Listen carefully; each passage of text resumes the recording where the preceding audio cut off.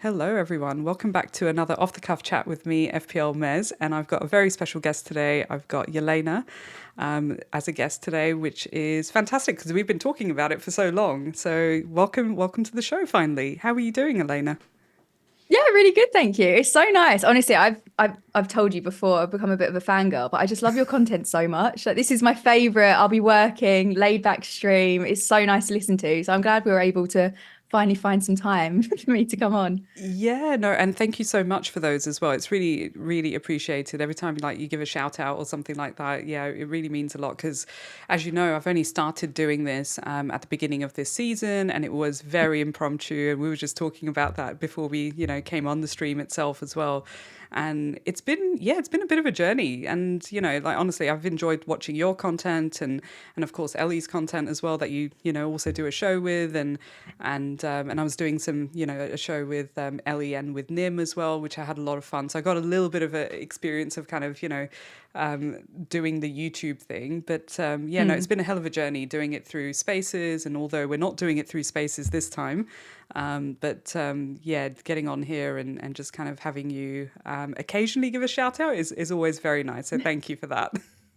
Anytime. It's such a flex as well. You're like, oh, I just started this season. Then you've got this set up. Your audio's amazing. Camera's great. Graphics are fab. Then you go on mine and I've like only just got an instruction, like intro music. Oh, no, been going 2 years.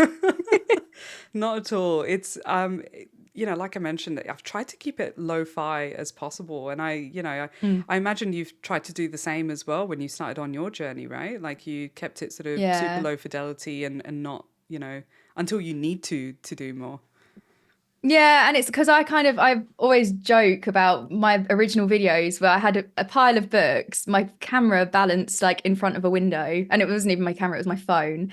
I had no microphone, no audio equipment whatsoever, and I had to record in 4-minute increments because I didn't have enough storage on my phone. But I'd just get in from work and be like, oh, and I'd screen record separately on my Mac, like moving the mouse about and doing my transfers, then have to kind of splice it together. Yeah. But it felt like there was no pressure. And I had quite a lot of fun doing those. Whereas now I feel a bit more, okay, I need like a structure, and it's still really enjoyable, obviously. But I think the original ones were just really pure. Yeah, no, that's so interesting actually. Because when I started doing it on Spaces, of course, I had a lot of people, and that's the good thing about Spaces. You can request to have a chat on there. And I Yeah. think straight off the bat, what I did was I managed to grab the feed from Spaces and chuck it onto YouTube as well. But that meant that I couldn't pull the audio from Spaces, from if anyone wanted to kind of have a chat, get on there, have a conversation, I couldn't pull their audio. So it was very one-sided, and which, I don't mind. I still do them like very much one-sided. It's nice to have Yeah. guests on, of course, and have a conversation, have a good laugh about like how shit the game weeks have been. Swear a little bit as well with the frustration, which I might end up doing because I am a glass and a half of wine in. So yeah, but no, it's been nice to kind of switch over to YouTube a little bit more and explore all the features on there as well. But how are you going otherwise? Like how's life and stuff? Because obviously this is not just a FPL related conversation. How's things in general? Like you've been, you guys are in winter still, right? Yeah, it's a horrible day today. I took the dogs out and it's pouring with rain. It's windy. It's just one of those typical kind of like British winter's days. But it's getting better. I was really happy the other day. I left for work just before 7 in the morning and it was light outside.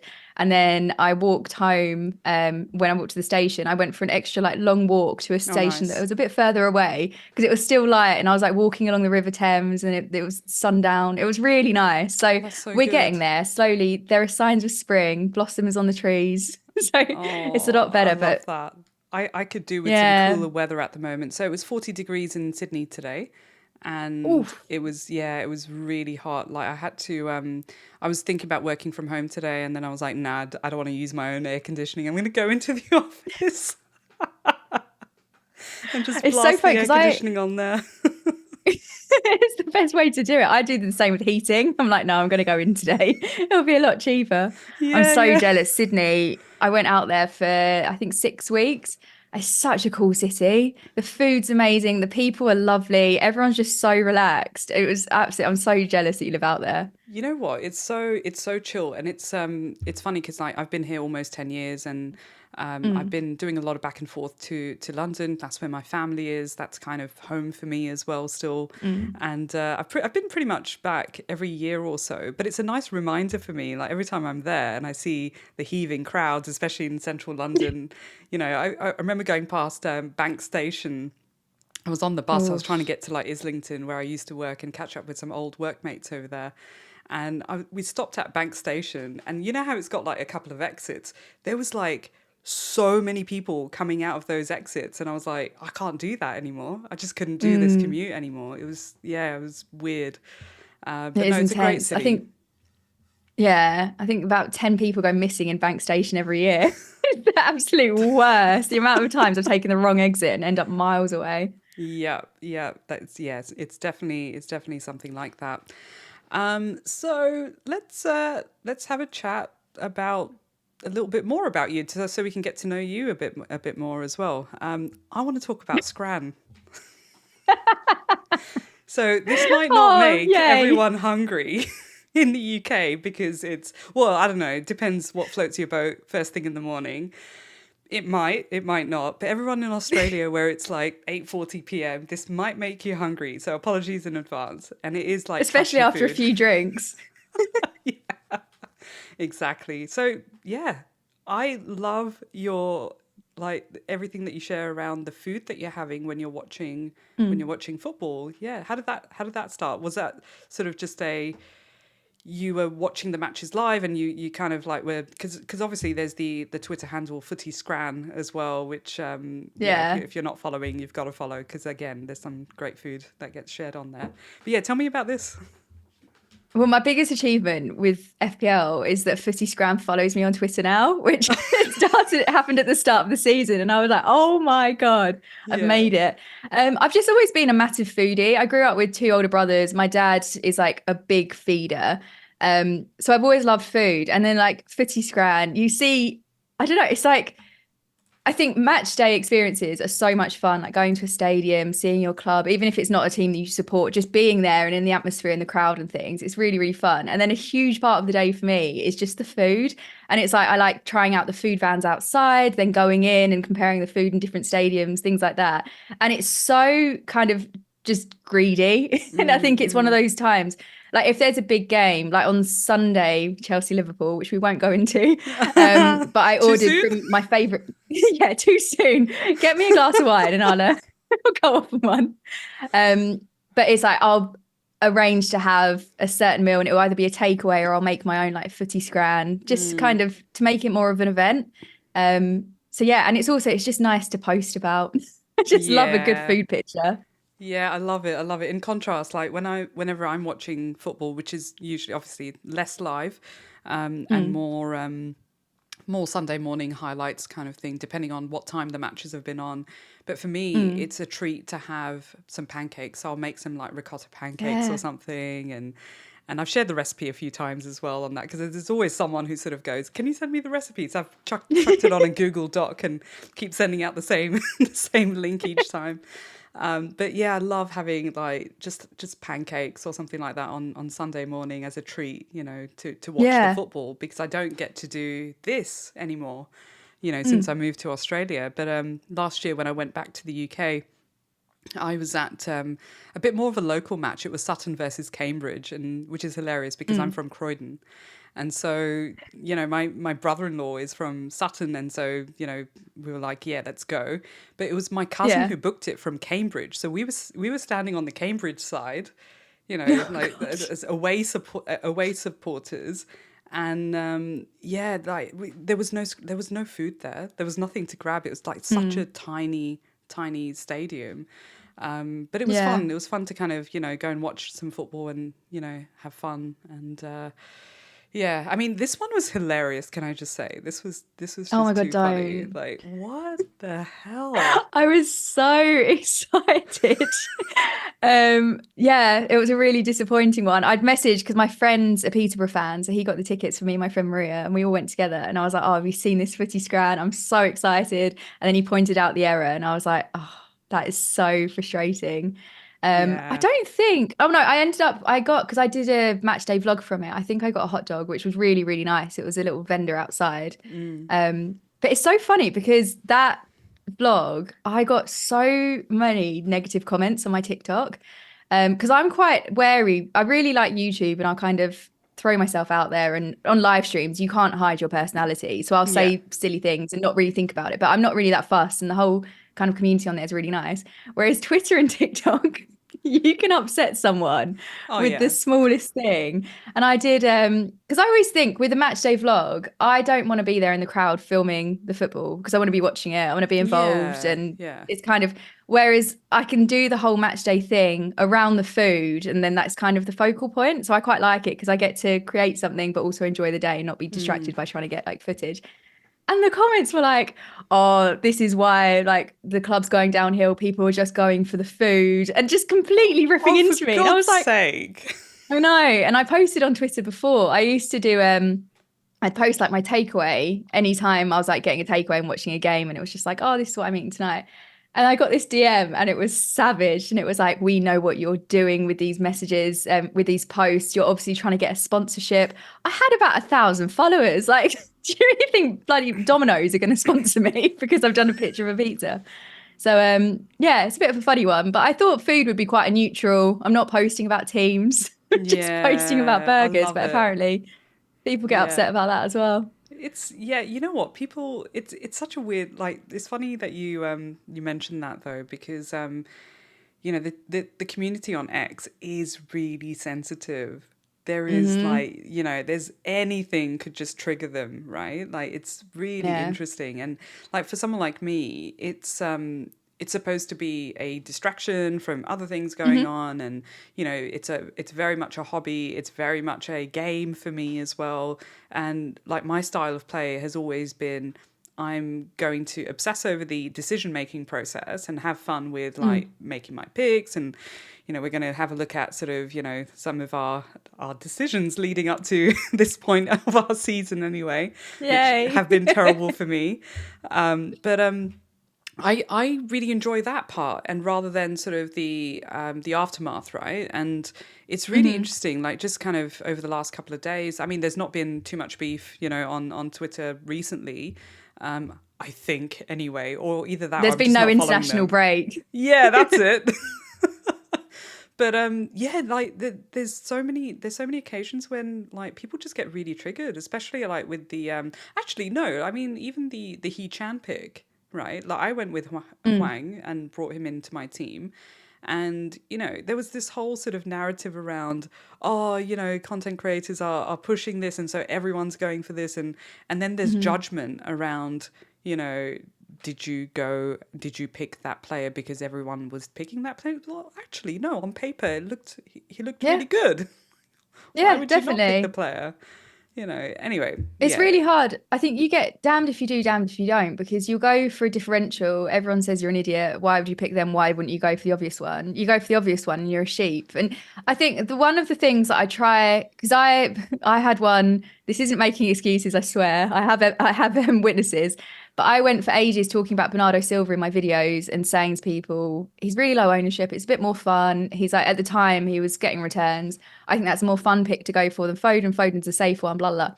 And then before the deadline, I was like, I should go for Foden. Like, there's no reason to go for Bernardo Silva. I should go for the safe option, chase rank, blah, blah. And then my boyfriend was like, but you have spent the whole week talking about going for Bernardo Silva. And I was like, oh, I have. I'll do it. So I did it. And then it didn't work out. Yeah.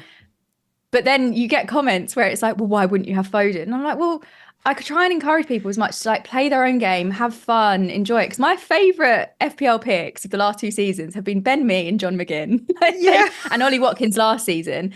Because no one owned them and they were getting these random returns. I always Yeah, had that's comments it. being like, you should bench Ben Mee. And I was like, absolutely not. Then he'd go and get like a bullet header. It was the Yeah, best yeah. feeling. But there's so much emphasis, I think, on getting a good rank and a good score rather than having fun. And I kind of wish the fun aspect came into it a bit more. Yeah, no, definitely, definitely. I think yeah, it's interesting how judgmental people can be though. Like I sort of compare it to when I was working in the city and working in a bit of a corporate organization when I was working in the city in London, especially. And there is this big thing about, you know, like where your suit is from, or where, you know, which Yeah. branded bag you have, or, you know, how nice are your shoes. And it's a big thing like that. And I remember, like, you know, this sounds really awful, but, you know, when I started out in my career, I was working in a couple of organizations like that. And unfortunately, you know, there were a few people that were very cliquey and also did say things like, oh, is that the bag that you've got? Oh, is that, you know, Oh. and I'm like, why do you care? It's my bag. Yeah. It's holding my shit. Like, why do you Yeah. care so much, You right? don't have to carry it. No. And it's like, well, it's my team. Why do you care about my team? I don't even care about my team this much. Yeah, I've used those exact words, and I have to sometimes I'll read comments and I have to like take some time before I go back because I'll immediately read it with a tone. And then I think a lot of the time people are just trying to advise. But when it's the same suggestion every time, or when the worst ones when you explain it and I'll say like, and for this reason, I'm not bringing Haaland back until game week, whatever, because I want to do X, Y, and Z. And then people are like, why don't you bring Haaland back this week? And I think I've just said it. I'm trying to persuade myself it's a good decision. Yeah. Anyway, I have to admit, this is probably the weirdest thing that I saw come up. You know, I was just like, why? What is that? And Have why? you not had Bovril? No, well, I am a practicing Hindu, and so I don't eat beef. So Oh, I don't know we'll if find a just beef-free version. is there a like a plant-based version of this? There must be. You know what? I wouldn't even be surprised if there's not real beef in Bovril because it's That's so also true. salty. That's also true. Um, But yeah, that was the weirdest thing that I had seen. But I imagine it's been around for a long time. But yeah, you know yeah, what? I it's do go to the supermarkets in the UK and just go and suss out what's new and what's going on. There's always like new shit there. that's quite fun. I've never thought about it in the reverse way. Yeah, I remember, like God, the Australian supermarkets, all of the, like the fresh sushi rolls and things. It was, oh, the food. mhm. If I lived in Australia, I swear I would. I'd say I'd be really healthy because all of the food's so fresh, but I'd just be eating so much of it. It's so Yeah. good. No, it's really good. It's really good. Um, I I was watching this for It at was not my least like proudest moment. majority of it, but I have to admit I was wondering about the sources as well. So I love that that came up as well down there. But how many chicken nuggets did you guys get through in the end? We ended up eating, I think it was 40 each. Shit. Which is quite disappointing. The thing was, so I went out for lunch with one of my friends in London, and we got a sushi platter, which was too much food for two people. But we also had drinks with it. So then I was on the Yeah. train home. You know, when you've got that kind of inflated sense of I could eat anything, and Everything. we'd been talking about doing this nugget challenge. So I messaged Az and was like, "Can you get 50 chicken nuggets? I think we should live stream That's tonight and do a challenge." insane.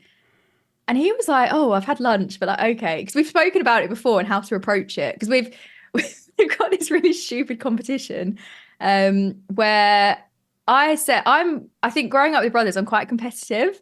And if Right. someone tells me I can't do something, I'll be like, no, I'm doing it now, even if I don't want to.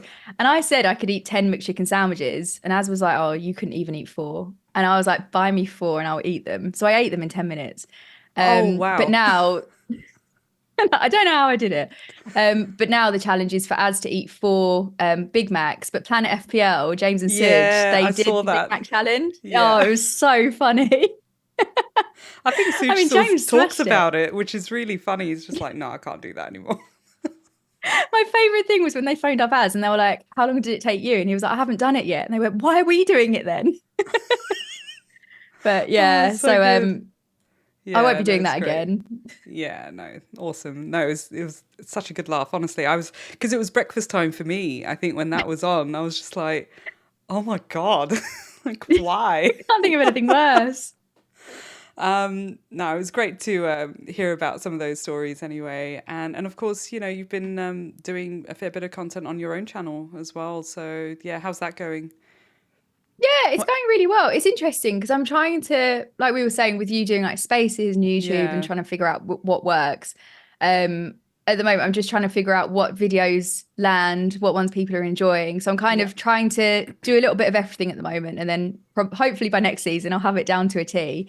yeah. But I started doing the live streams this season, and I was so nervous when I first started doing them, and now I just look Interesting. forward to Yeah, them. It's really yeah. nice, like being able to talk to people in like real time. So yeah, it's going well. That's great. That's great. And when you started, like when did you start? Because what I might do is so this is your game week. We'll come back to your game week in a moment, but it would be great Mhm. to sort of hear about yeah, like how when you started playing FPL, what got you into FPL, how it's going. So I've always been a Chelsea fan because of my brother and my dad. So I always used to watch the Chelsea games with them and things. Mm, Occasionally watch Match of the Day, but I wasn't massively into it. And then when I started work, there was a very big football crowd. So I was like, I need to start knowing what everyone's talking about so I can join in on the conversations. So that's when I was like, I'll do FPL because obviously then you're learning about all the different teams. But I never ever finished a season. So I'd kind of start, probably go up ah, until not even Christmas a lot of the time. yeah. I think the closest I got to taking it seriously was the 2020-21 season. And that's because my housemate played FPL. So we Oh, were in okay. competition with each other. And then the first season I actually finished was last season, where I think you can tell by my rank where I actually persevered with it. But that's when I've learned about because I started making my YouTube videos I originally started in 2019, and those Mm-mm. videos are hidden, not to be seen ever Yeah. again, because I Okay. didn't know what I was talking about. I was literally just having fun with this game. But that's the So I best bit. started at them. That's the best part of it, right? Like it's just, Yeah, whatever. I think because I mean last season, I think that was when I found out what overall rank was. And it's so funny because if you look at my thumbnails, I've got like my rank in the thumbnail, but I didn't know what it meant. And now looking Yeah, back on right. it, I think it was like game week 12 and I was 200k or something. And I had no idea that I was doing well. Whereas this year, I'm like, I would die to be that Oh my high. God. Don't Um, get me yeah, started. so Don't. How? Because where did you finish last season? Because you had an amazing one, didn't I you? I had a really good season last season. Yeah, it was about 2.5K. And Bloody hell. because it was my second season, it was like, yeah, I don't know if this is that good or not that good. And, Mm. and this season I'm like, oh no, I had a really good season last Yeah, season because I'm like 700K now. you don't know So what you had, do you you? don't know, like, until you compare it, right? Like, so my Yeah, first season, it was within the, top 200K for my yeah, first season. I would kill to have that right now. I wouldn't mind that yeah. right That's now. so But good. yeah, 2.5K, and I was playing a lot more fearlessly as well, and just Mm, just a completely different style of play of what I've been doing this season. I've had way too many distractions, not as an excuse as such, but way too many mm, distractions, work related, health related, just stuff going on. yeah. And then, yeah, I think because I had my sort of epic season, so to speak, I just, yeah, sort of this season I've been a little bit more experimental, and Mm. that's not quite gone well either. So I'm like, but yeah, I'm like 750K or something like that, something ridiculous. It's just, yeah. Anyway, but let's talk about your game week before I start ranting about mine. Pour another glass of wine. I know. Um, this one, I'm frustrated because I'm largely happy with the team. I was expecting Tony to have a massive haul, and I had that horrible smug feeling when no one else had players to go, and I had that Brentford fixture coming up, and I was like, right, Tony is what's going to make me propel in the ranks. Yeah. Unfortunately, that didn't happen. And then I took out Richarlison for Huang, which is one I'm really annoyed about because I spoke about doing it in my video for a -4, and to be fair, I've only ended up I think 1 point less than what I would have had if I'd just stuck with the original team. But I was really, really adamant that I wasn't going to bring him in. And then I watched FPL Chai's live stream and he didn't have him in. And I was like, right, if Chai doesn't have him, I don't need him because he knows what he's doing. He's in like the Yeah. top 100 or top 80 or something. Yeah. I'm on the right tracks. I even commented on the stream and I was like, so pleased to see you don't have Wang because I don't either. And now I feel better. Went downstairs and my boyfriend got the news that De Bruyne wasn't starting. And he was like, I'm Yeah. going to take the hit for Wang. And I was like, if he then goes on and hauls, it's going to Ooh. ruin our weekend. So let's Yeah. go in it together. So I think it was literally 2 minutes before the deadline. I brought him in and obviously it didn't pay off. And now it looks like he's injured. So it's Yeah, I really know. not It's gone my just way. shit you can't make up. So was that the only transfer that you made then last game week? I also transferred. Who else did I do? Is it Tony? Who did I have the previous game week? Oh, did you have Darwin? Did you have Darwin in the Oh team? yeah, and then I did Darwin to Tony. Yeah, that's it. Um, Yeah. So I'd been really looking forward to bringing Tony in because he's one of my favorite FPL assets. Last Mm-mm. season, he was kind of in and out of my team, Yeah. but then obviously he got the suspended, which is such a shame. But and there's also side note, there's something so bizarre about him being like suspended for gambling and then Yeah. having to wear the Bet I 365. And because know. I know, I right? went to a Brentford game and Bet365 is literally it's one of the best stadiums I've ever been to, but the branding is everywhere. And Everywhere. I was like, come on, this is double standards. It's really uncomfortable. But hopefully he finds a nice home somewhere next Yeah, season. and he's pretty open about it, isn't he? Like in regards Yeah. to, yeah, I'm ready, gonna go somewhere, ready to, Mm. move on type of thing. And yeah, it's pretty much zero fucks. It doesn't seem like Yeah. anyone really sort of cares either. I feel sorry for him because it's obviously put such a blemish on his time with Brentford, and he obviously like loved the club. He was such a key part of the team, but I think he definitely needs a fresh start because it must be. I think there's one thing being out and injured and not being able to play, let alone being fit, probably at like your peak, and then not being able to play because of that, and then seeing all these gambling ads everywhere.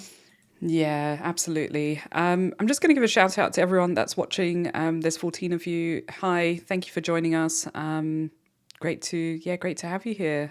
Got the lovely Yelena on the show finally, and we've just been like just gasbagging about a whole bunch of things. If you're just joining, because I tweeted the we're live now only like 2 minutes ago after the whole sort of. So if you want to get to know Yelena a little bit more.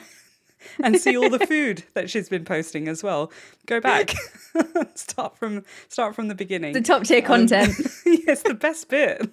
It's funny enough. That's the regular comment that I normally get, like either on Twitter or on YouTube, saying, "Love the non FPL related, just banter content, in general, and then weaving in FPL in there as well." So yeah, no, it's always nice.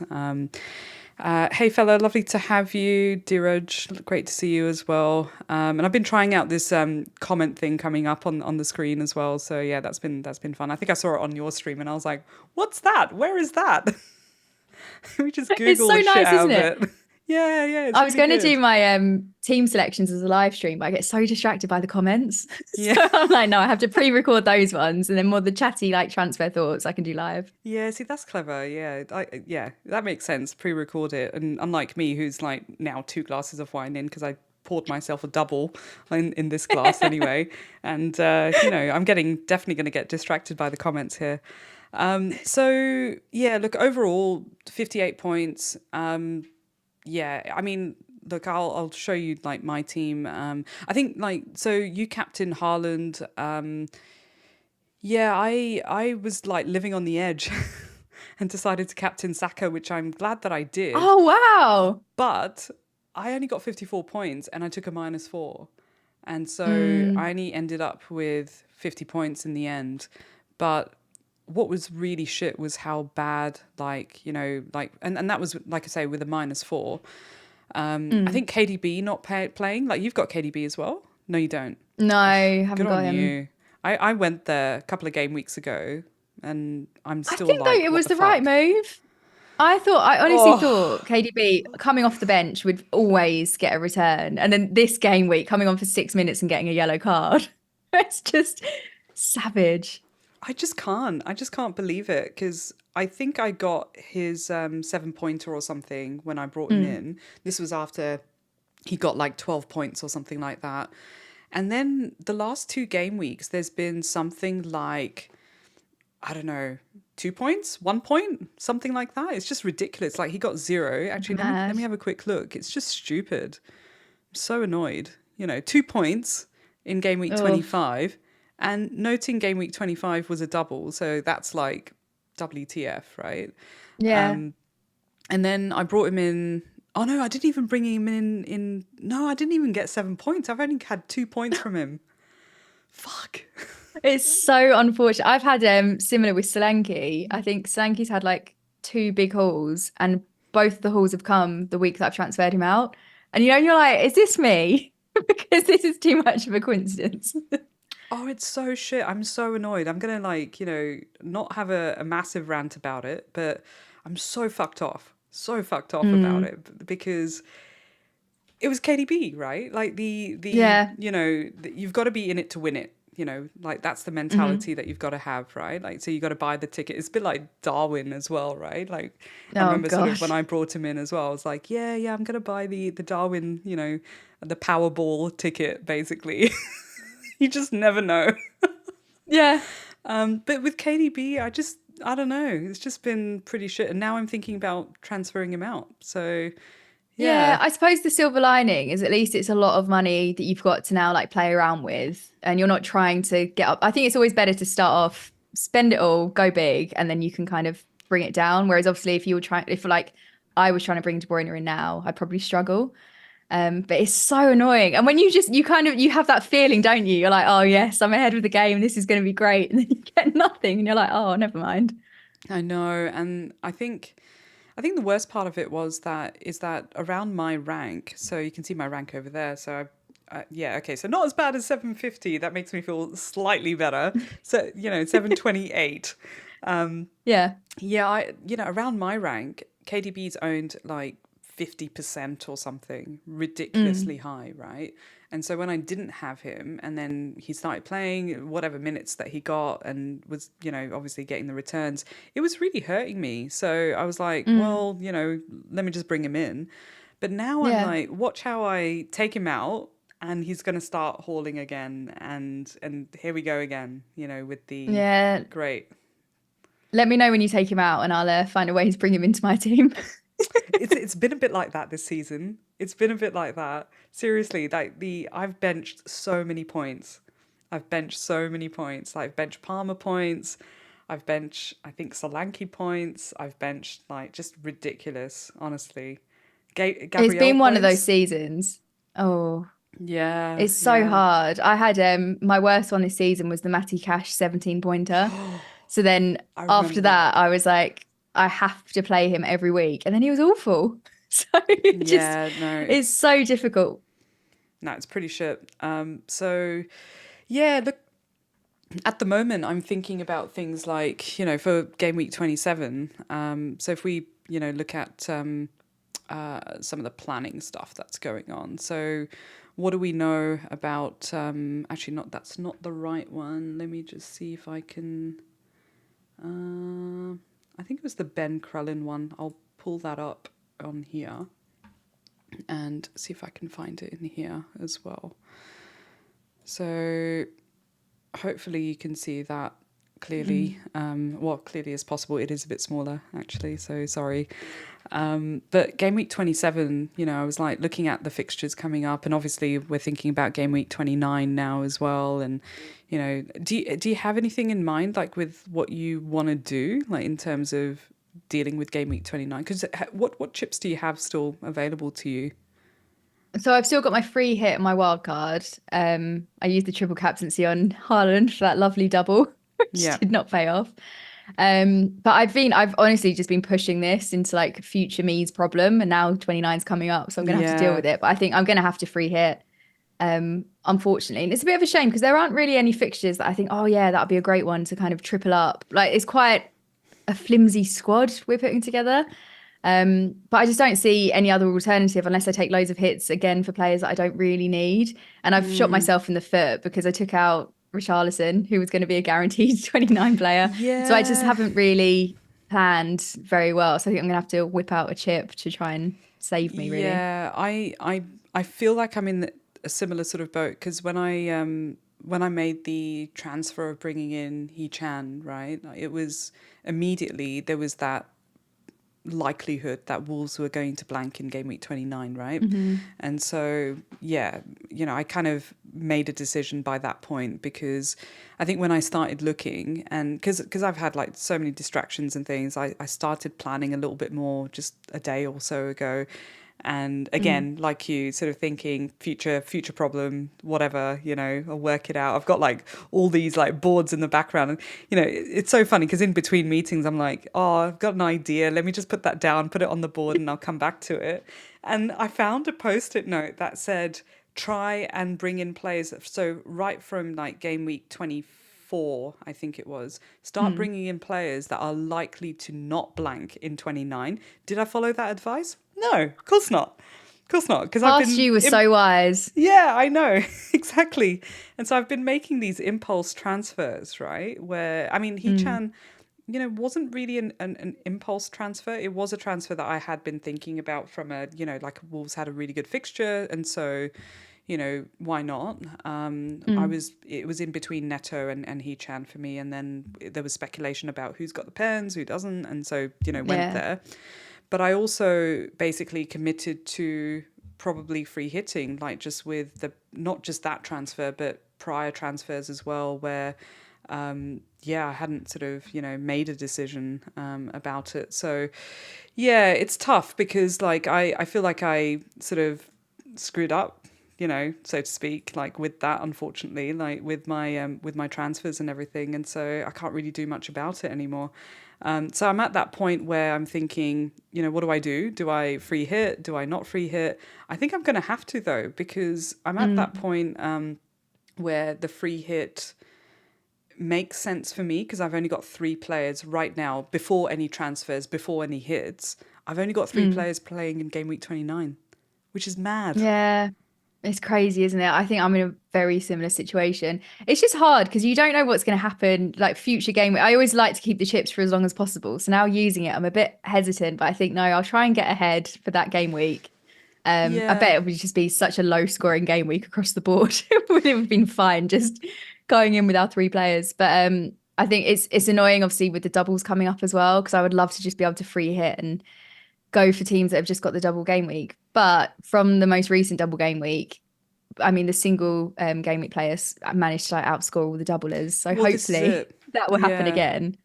Yeah, this is it. And so, like, what are you thinking for your transfers for 27? You know, so I'll just go back to your team. So for So 27, where are you at the moment? I was thinking of doing Tony to Solanke, but obviously Solanke didn't play in the cup game and he went down Yeah, last week against City. So I don't know yeah, whether it's just precautionary or if there's something there. So I'm going to hold off and hopefully get some news about him before making that transfer. If not, I would be very tempted to roll or potentially go for double Arsenal defence. Maybe bringing in Raya or going for Gabriel and the kind of classic Gabriel Saliba double up. But I think there's so much at the moment. I just need to wait for news. And where I've been taking hits recently, they haven't paid off. yeah, I'm kind of like, maybe less is more. And I don't hate Tony for Brentford's upcoming fit. Who have they got this week? Because it's not yeah. Good Chelsea. question. Oh, great. Yeah, Chelsea at It is home. Chelsea. Yeah. That's why in my head I'm like, yeah, Brentford have got a really easy fixture. Great. So at least Oh I can have dear. some joy from that game. But I think also because Tony's been so quiet for the last couple of weeks. Yeah, that's right. Yeah. And I can see like that frustration, similar to Haaland. You're just waiting. I mean, Haaland had the 5 goals Oh my against Luton in the God. game week.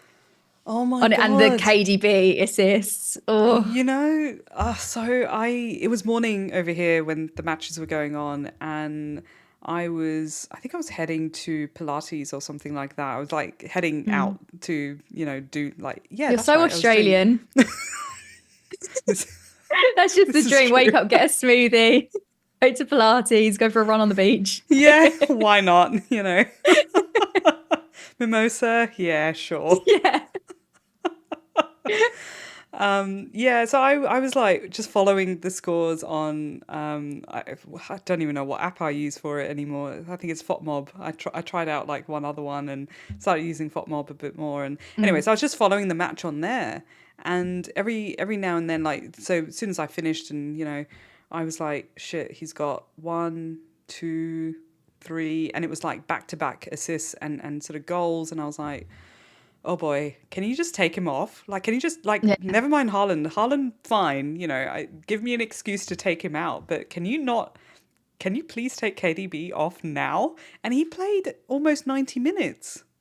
Why? It's so honestly, it's a pep roulette. I said at the start of the season, I'm only going to bring in Haaland this season. I'm not risking it. And then I go and bring in Bernardo Silva, who gets benched after he's been playing 90 minutes. I bring in Ake, who then gets benched. And I think you just can't predict it. It's so frustrating. And I think that, because this is the thing with the Haaland captaincy, I wish I was kind of braver to take those punts, because when people went without Haaland and they were captaining Salah, their ranks were incredible, because obviously Yeah. we've all gone along with the kind of like obvious pick.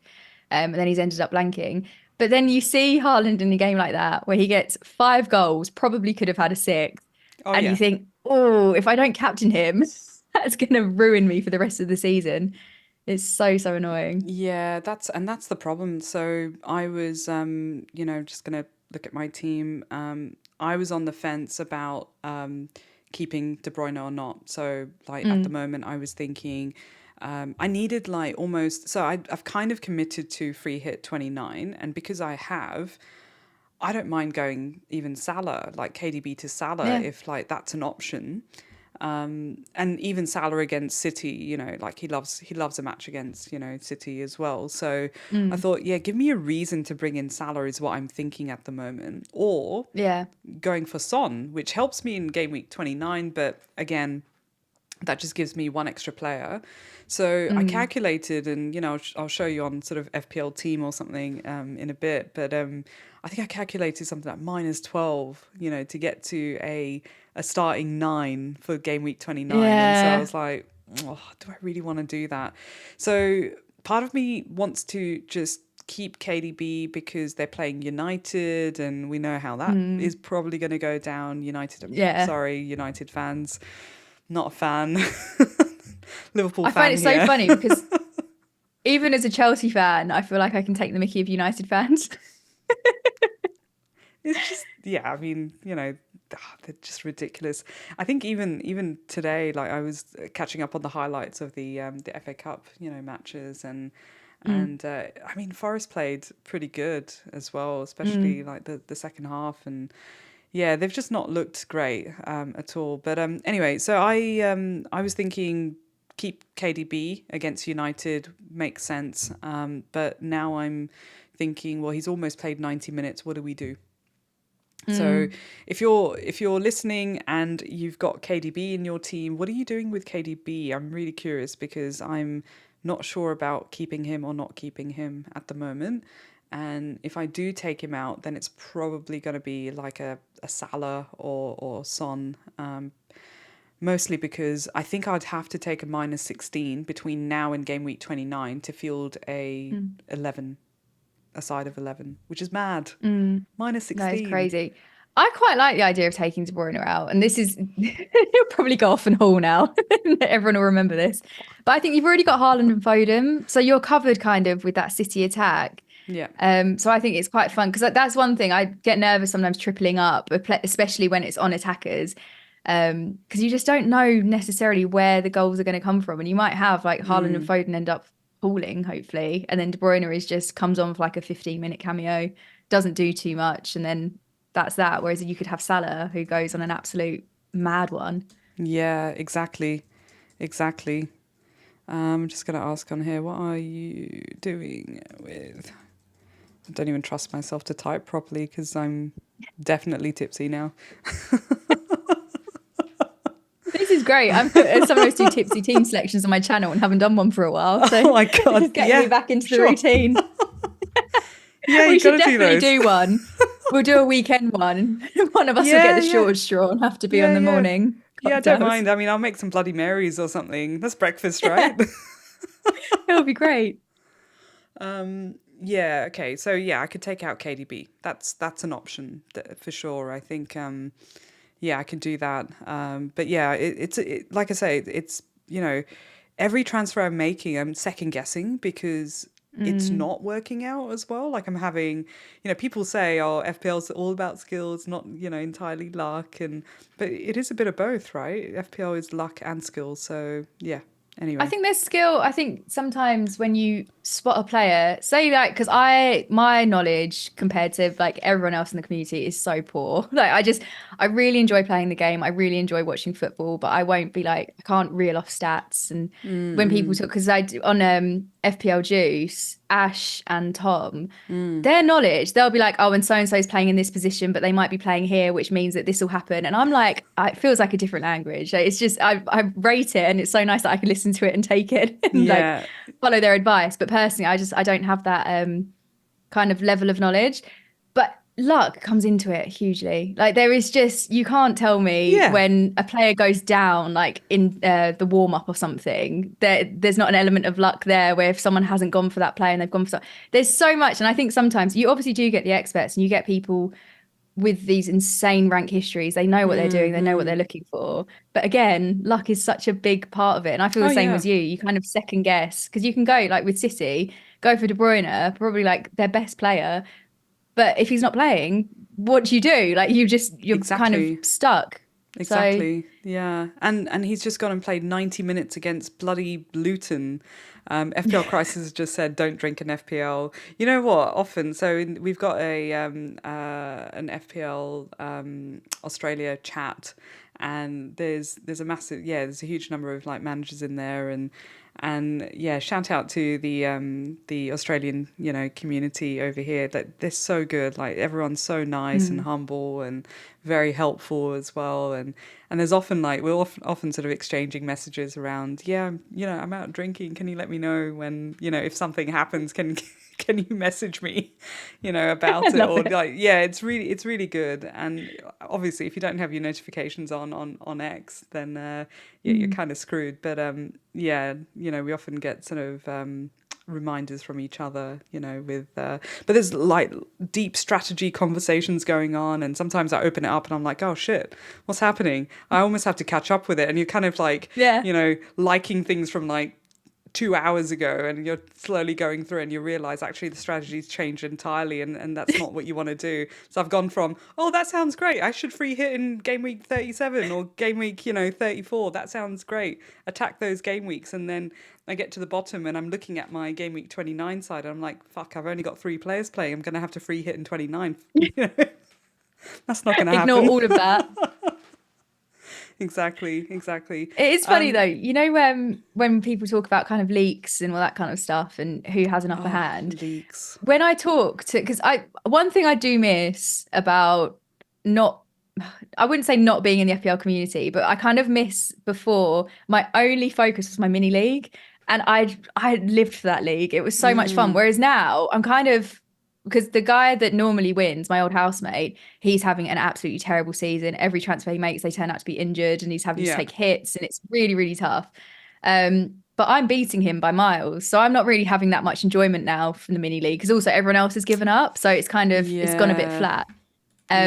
So I kind of missed that period of time. But when everyone talks about leaks and inside info, I'm like, FPL Twitter has everything you need. Like the Ben Crellin, like planning calendars, all that kind of stuff. I'll go into the office and I'll talk. The other day I said something. I went, oh yeah, but Haaland's dad has like brought him back into his team. So blah, blah. And they were like, how do you know this? And I was like, oh, it's on FPL Twitter. But it's not normal. The levels of kind of intel that we have definitely give us a massive advantage over kind of more like casual players. You say that.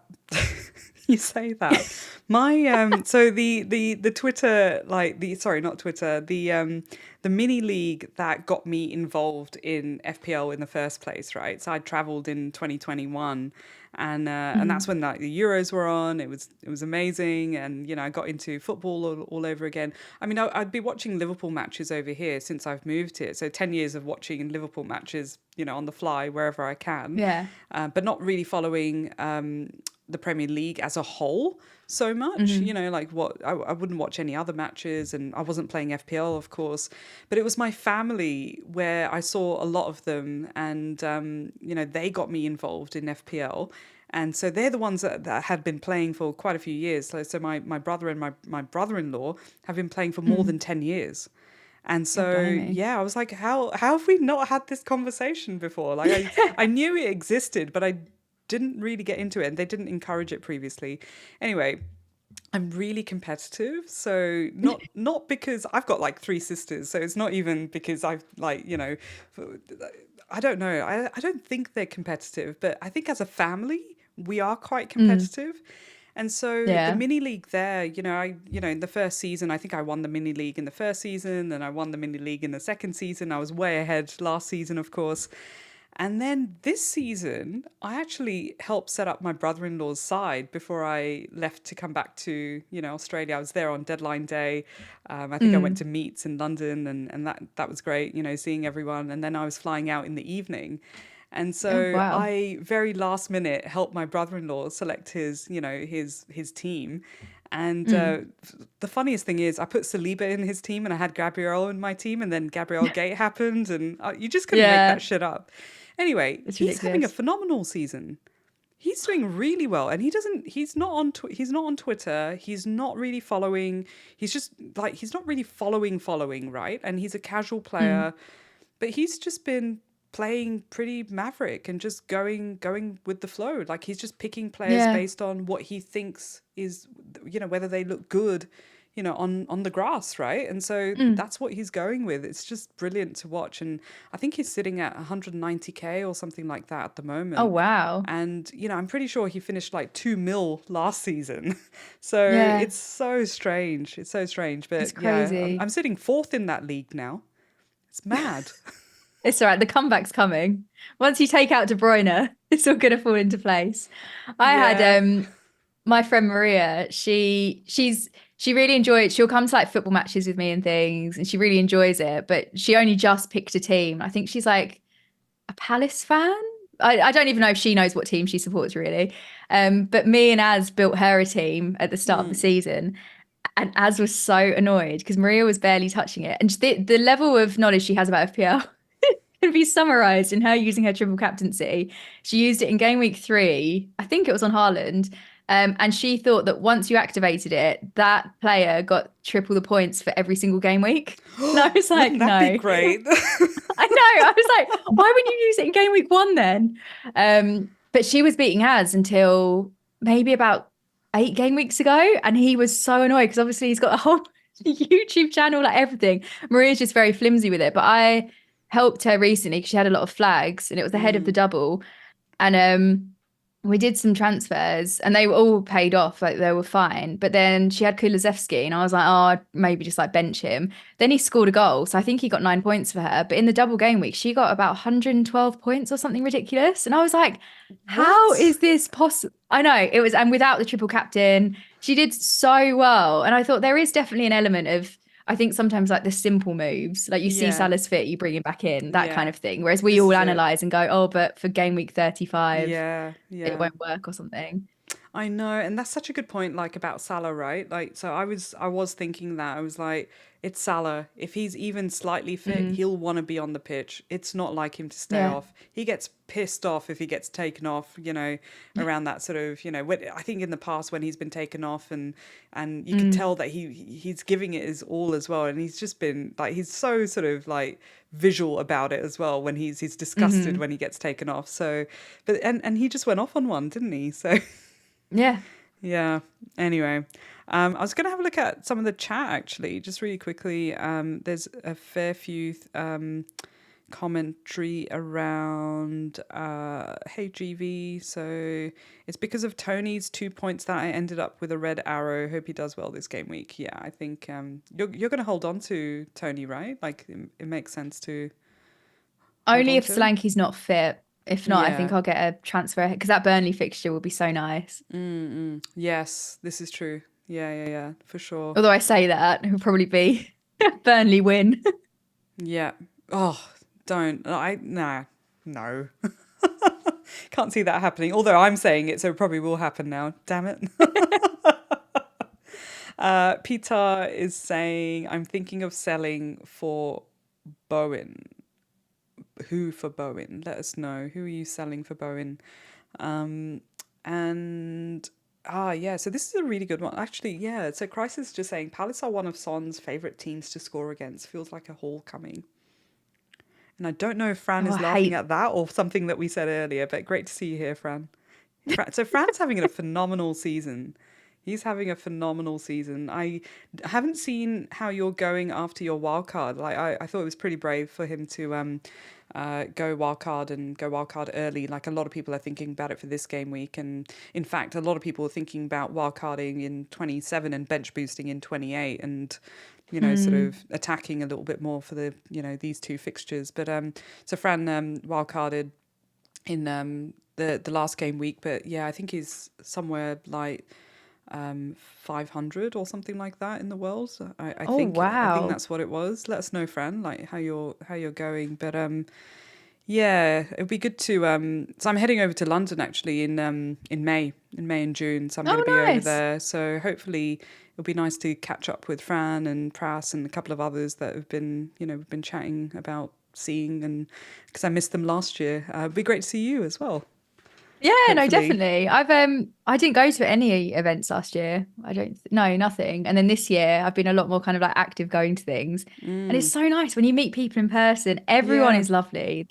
It's just the best part of the community, isn't it? It's such a Yeah. nice like way to, and also you don't have that awkwardness, do you? Because you've already got something in common. That's So you kind right. of talk about FPL and then it goes into real life and yeah, it's really, really Yeah, nice. no, it was really good. It was really good. It was a really good turnout for meets as well, and that's the thing. Mm, Like we've been chatting on Spaces and Twitter and YouTube or whatever, for so long as well. Like for me, at least, last couple of years, and mm. you just build relationships with people like through that, right? It's common sort of Yeah. hobby and stuff. So yeah, you're right. Like it was really nice, and I think I turned up with my Australia shirt on because the Matildas were playing in the World Cup as well, and so yeah, there was a lot going on. I managed to watch that match on the plane, which was hilarious because everyone was watching it on the plane as well. So everyone was cheering on Yeah. the plane. It was like the flight that was going from London to Singapore and probably onwards to Australia. God, the atmosphere must have been so fun. Yeah, it was really good. It was really good. There was no lag as well, because usually with stuff like that, you sort of have someone going off and then, a couple of other people like shouting a little bit later. But where Yeah. I was sat, everyone was watching that match. And so yeah, everyone was cheering along. But yeah, no, I turned up to meets with my Aussie shirt on, and yeah, I think people figured it out very quickly who I was, which was nice. Oh, That's the thing. it's the Sometimes Aussie. I'm awful, absolutely awful with faces and names. Like I could probably walk past my own mum in the high street and I wouldn't recognize her. But at meets, you have people come over and they'll be like, "Oh," like they already start a conversation. They're obviously picking up where you've spoken before. But in my head, I'm like, I have no idea. Like I cannot Yeah. place you. But I like it. At Fest, everyone had name tags, Oh, so I was that's like, "Oh, good. just a Yeah. quick glance," and I was like, "Yes, I know who you are." Yeah, yeah. And then you're trying to hide the glance as well. It's like that awkward networking event. You're like, "Oh, so what do you do?" You know. Or Yeah. what's your rank? Or when people have someone will be like, "Oh, this is like Adam," and I'm like, "I've no idea who Adam is," and they're like, "Oh, his Twitter handles, blah blah blah," and I'm like, "Oh my Oh God, yeah. it's you." I did that. I It's remember doing funny. that. Yeah, yeah. It was pretty obvious as well. I was like, don't have a clue who you are, but what's your handle? Yeah. So Katia is saying, I'm probably taking out KDB this week for Salah and Son. He Mm, was always a placeholder until I could bring one of them back. Yeah, love it. Yeah, like I say, I'd love to bring back Salah because I'm probably going to have to free hit over mm. Son, but yeah, yeah, not sure because I kind of want Salah for City as well. But if I go Son, then I don't know if I would take out Son, and then I'm like, sort of distributing the funds there because who've Tottenham got in game week 28? Oh, although it's Villa, yeah, Mm. they're leaky. I was going to say defensively, they're not good at all. Yeah, Bless them. exactly. Yeah. Um, Planner was saying knowing too much for being on FPLX can be detrimental. Yeah, for you as well. Mm. Yeah, yeah. It's so true. It's so true. There's been occasions where I've just been. Have you ever taken a break from FPL or like just kind of stepped away from it, and especially like Twitter?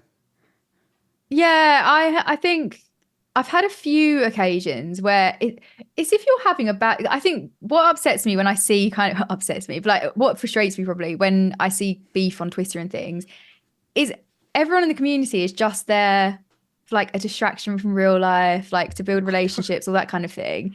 And then when it becomes nasty, I just think, what's the point? And there's times where I'll get a bit of an arty comment. Or the weirdest one is when I've had it maybe only like 4 times, is when someone will quote retweet my tweet being horrible about me. Like, I can see this. Just like screenshot it or something. Like, What? why did? But it's always those. I had the weirdest one actually was I think it was just before Christmas. I'll check my message requests. But I had this account that was literally made just to tweet me, and it was just really nasty. And it had 3 days in a row where they just tweeted abuse at me, and I was like, "What is happening?" They only followed Sport Bible. There was nothing else. It was really, really bizarre. So I think that I was like, "Oh, I think I'm just gonna take a step back, like be a bit Yeah. quiet." But I'll always kind of make sure I've done my transfers or something. But I think because I had quite a busy time, when you just don't have the headspace for like Mm-mm. content and FPL and things. I was going through quite a stressful period at the start of the year. So I think I missed 2 game weeks. I think one week I did roll a transfer, but it was more my team was fine. And I was like, oh, we'll just see how we get on, sort of thing. So I Yeah. think it is important to take a step back and as much as when you have a good game week, it's embarrassing, but it will make my day. Like I'll be so happy, so like positive Yeah. about things. Yeah. But if I'm kind of already in a bit of a bad headspace and then I have a bad game week, it just completely ruins me. And it's Yeah. really embarrassing because you're like, it's a game. Like you shouldn't have to. And then on Mm-mm. top of that, because I've stopped posting my team on Twitter, because I remember once I was in New York visiting my brother. And I was really excited. I think I was going to bring in Tony and I didn't. Then he ended up getting a hat trick. And that game was shown at like 8 a.m. my time. So it started Yeah. off the day badly. And then as the games went on, my players just weren't returning and I was getting absolutely nothing. So I screenshotted my team and was like, oh, not a good Mm. start to the weekend. And then I had someone just tweet me like, well, what did you expect when you had this player and I blah, blah, and hate telling me like those. why. But I was like, it's hindsight because last game Yeah. week they did well and there's a reason that I brought them in and blah, blah, blah. So I think sometimes I do take a step back because you can just it just brings you down sometimes, doesn't it? Yeah, it really does. It really does. Like, I'm having a shit season. And so, but I've been, again, kind of focusing entirely on decision making process. Am Mm, I am I making the best decision I possibly can with the information that I've got in front of me? And there are so many pathways, right? There's so many Yeah. pathways that you can take, and you can think 2 or 3 steps ahead, or you can think 10 steps ahead, and then something changes and everything changes. And so you're like, Hmm. well, how far can I actually plan? So I feel like this season, I've only been able to plan like 2 or 3 game weeks ahead. I sort of bear in mind that there's blanks or doubles and things coming up, Mm. especially as we're sort of in the last, I guess, third of the season or so. Yeah. But it's really difficult to plan ahead, and so I've just been like, it's fine. I've sort of almost accepted that it's okay. But it's really interesting when people respond to you in that way. So Mm. like for instance, I must have posted about Saka, like my Saka captaincy more recently, and someone responded to that saying Saka's got a blank, and I'm just like, all right, okay, Yeah. you know, I'm still going yeah. for it. Yeah, yeah. And I don't want to be that person that sort of replies to it after Saka scored a brace or something to kind of go, and you were saying, kind of thing. Yeah. I don't want to be that person. But yeah, sometimes you're just like, really, do you need to do you really need to do that? But yeah, you're right. Like occasionally I've thought about just taking a step away from it. And more Mm. recently, so, life update a little bit. More recently, I've, been struggling with my health's been really shit. So Mm. in between like COVID and over the last couple of weeks, I've been navigating, realizing through blood tests and things like that I'm gluten intolerant. And so, yeah, it's been so hard, like going through all of that, cutting Yeah. everything out and then reintroducing it and then going through the blood tests and, getting that sort of confirmation of it. And Mm. so FPL has been the lowest priority on my Mm. radar, right? And so despite that, I've still been posting how my team's doing, although I think I forgot this week with like my results because, again, it's just been a hectic week.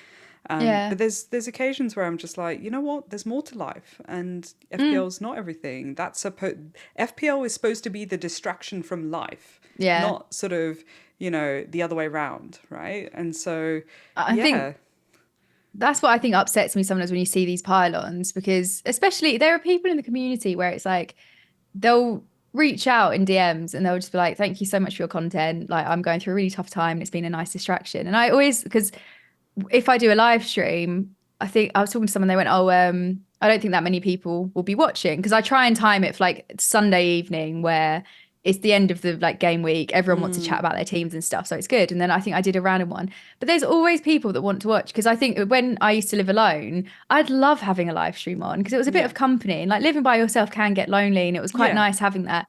And I always think in the community, everyone's kind of there. I mean, there's people that are obviously there for the more analytics side and they just want tips and hints and things, but majority of it, it's for that kind of company and being able to talk to people and just be part of this like nice community. So then when you get someone that just comes in and tries to ruin that for someone, or when people go, "Oh, it's just a game, why are you so upset?" And you think, well, actually, like for me personally, like I started my FPL channel because I was really, really low. And then I knew that I wanted to like create content and things. And I was kind of like, fuck it, like who cares what anyone thinks? I'm just gonna do yeah, it and like go out there. And it was so much fun, and it was the biggest distraction. It kind of just gave me that like thing to do at the weekend, because I'm like, oh, I'm watching the games, then I can like tweet about how things are doing in my team. And yeah. it really like settled me for a while.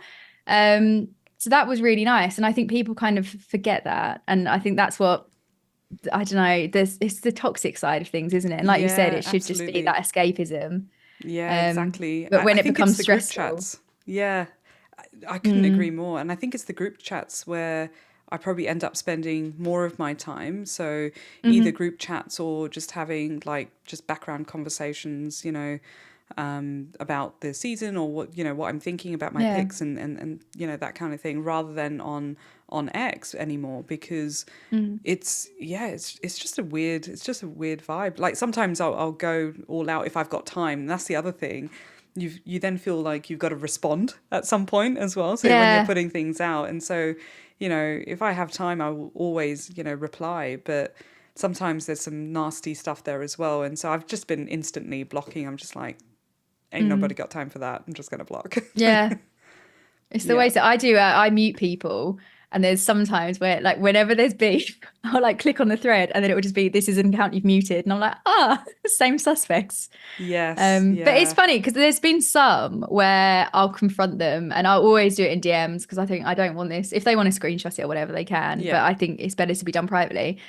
And I'd say 9 times out of 10, they back down and they're like, oh, I Mm. didn't mean it that way. Oh, blah, blah, blah. Because there was this one guy that had a real bee in his bonnet about me being a girl that played FPL and it really wound me up. And he'd Why? like, yeah, I don't know. And then I called him out on it and he was like, oh, it's nothing to do with the fact that you're a girl. It's just the way that I speak. And I was like, literally every single tweet is. And the thing is, I'm very like, I don't, I'm not like, oh, we need like I wish there were more women in the FPL community and things like Yeah, that. And like agree. everyone that is there is great. And I think you've already like everyone's just really nice. And I don't think we get treated like, oh, they're the girls. So we're going to No. talk to them differently. Like it's Yeah. very equal and I really like that. But there are just some elements like the whole Joey Barton stuff and things like that. And you think, oh my God, we're going back 100 years. This is Yeah. ridiculous. Then for someone to be tweeting, I think, what is your problem? So then I just confronted him about it. And then he completely backed down and hasn't tweeted me or about me since. But you just Yeah. think life is too short. It's a fantasy game. We're all on Twitter. Like, just get over it. Let everyone play Yeah, it the way they yeah. want to play. And if it It's upsets you, just mute them. just mute. Yeah, exactly. Yeah. And it's the cultural sort of, it's the cultural aspects that sort of always surprise me. As well, because like over here in the community in here in Australia, I've never once felt like I feel out of place with them. Mm. Like they're Yeah. so great. Like honestly, like I catch up with people like TN FPL Planner on a regular basis, and the Sydney sort of community is really good as well. I started doing the meets over Mm. here in Sydney, and it's great. Like the community in general is just really, really good. But I've never felt like I remember when I went to the first social that was being run in Sydney, Mm. I was the only woman there, and I did not feel out of place. Everyone was Yeah. so nice, welcoming, and it didn't feel awkward or anything like that. No one was talking to me like I was a pleb or something. Yeah. It was really, really nice. Not that I expected it either, because again, Mm. we don't expect that to happen because you're, Yeah. like it's just normal for you. But there are Yeah. sort of those cultural nuances as well where, it's not normal for whichever sort of, country that individual is from, where, Mm. women play FPL or play football. Like I play football, and you know a lot of people find that really strange. Growing It's up, funny, like isn't it? when Bendit like Beckham came out, had so many family members reach out to me and sort of go, "This is you," and I was like, "Yeah, kind of." I love that. What a Yeah. film. That was so good. For that time, it was great because Yeah. although I'm pretty sure my parents saw it and thought, "Do you have a boyfriend?" you know, and are you playing secretly? I'm like, "No, guys, you're letting me play. It's fine." you know. That is so funny. Yeah, it's weird though. Like I do think it's a massive sort of cultural aspect of it, especially. But yeah, I've never really felt it. I don't even think about it. I don't even sort of try No. not to kind of, and like you say, just ignore. Yeah. And I think like that's why going to the events is one of the best things. Because I think there was something that put me off kind of FPL and like tweeting and things in the summer. I can't remember what it was. It must have been pre-season. And then Az was like, just come to Fest. Like it'll completely change your like approach to things. And I was like, Mm, no. And I was really kind of like, I'm quite I can like get up and speak and things, but I get really nervous. I'm quite an introvert, but I don't come across as one. So I was really, really nervous about going, and I was turning up on my own. My like palms were sweating, and I was just like, oh. And then I bumped into Oscar Focal, and he was mm, like, I was lost in Waterloo Station, and then he knew the way, so I walked in with him, and then this guy came up, and he was like, oh, Oscar, and I was like, oh, Oscar's been recognised, and he was like, oh, Yelena, and I was like, oh my god. And then as soon as I was in there, I was just chatting to people, and I think yeah, it's that separation of like people online that you're never going to meet that probably don't even have the confidence to go and like see people in real life yeah, versus this lovely community where everyone is just so welcoming. And what I love at the mm, events is someone will turn up on their own and immediately there will be like three people around them making sure they're yeah. okay I and love that. getting to know people. And it's just it's such a lovely, lovely community. Yeah, agree, agree. So Fran mentioned that got destroyed with my wild card, but it is what it is. No stress. 46 points. Oh shit. Okay, well I don't feel so bad about my 50 points now. But you're doing really well. You know, top 1K. That's fantastic. That's Mm, yeah. That's a dream, isn't it? yeah. Well done, Fran. That's brilliant. So Dira just saying KDB came in for Salah. I will out him for Salah game week. Oh, okay, yeah, is the plan until everything falls apart. Yeah. Yeah. Thank you so much, Karen. Yeah, this collaboration's been a long time coming. We've been chatting about it for a while, so yeah, no, it's been great. There's quite a few of you who are watching. Please smash the like button. You know, it's very much appreciated, and subscribe if you're not subscribed already. Yeah, I mean, I do a lot of, I haven't been consistent recently. I think that's been the hard part, like while I've been going through like the health stuff and, you know, work Mm. being busy and all of that as well. But consistency is really challenging. But, you know, you're pretty consistent with your videos as well. Like, how do you sort of, do you just kind of schedule it in and find the time and just make it happen? Like, yeah, how do you Yeah, organize yourself? I found now I try and hold myself accountable. At the end of the video, I'll say, "Oh, my team section's coming out on like Thursday." So then I'm like, "Right, I have That's to good. upload Yeah. it." But I think I'm much more confident now. Like my setup is much better. I don't have to faff about. I'm not balancing things on books and things like that. And like the lighting's much better. So it's easier to just kind of get up, go, and that's that. But I mean, saying that on last Sunday, I didn't do a live stream because I just wasn't feeling it. The game Yeah. week I felt was really flat. I'd done a live stream on the Wednesday, which I did really enjoy, and there was people in the chat and it was like fun. But I was really kind of like, oh, like it wasn't. And I think if I'm not enjoying it, people aren't going to enjoy watching it. So I may as well just do it when I'm feeling kind of fully energized for it. But recently I've kind of, I'm into more of a routine now, which has made it easier. But yeah, hopefully it will continue for the rest of the season. Like I said, I had 2 weeks off, and I think that was probably the best thing again, rather Yeah. than forcing myself to film. Because I think also, like with everything you've gone through, if you're then having like your that's a whole lifestyle change, like having Yeah. to get a new diet and Yeah. not knowing what's wrong. And I think the last thing you want to do is then get ready to start filming and talk That's about it. FPL. Exactly, exactly. I think the one thing I was a little bit distraught about was that realization that I'm not going to be able to have any more beers. And Mm, because yeah, like yeah, wheat, gluten, and so yeah, I poured myself some wine, you know, to sort of commiserate on that.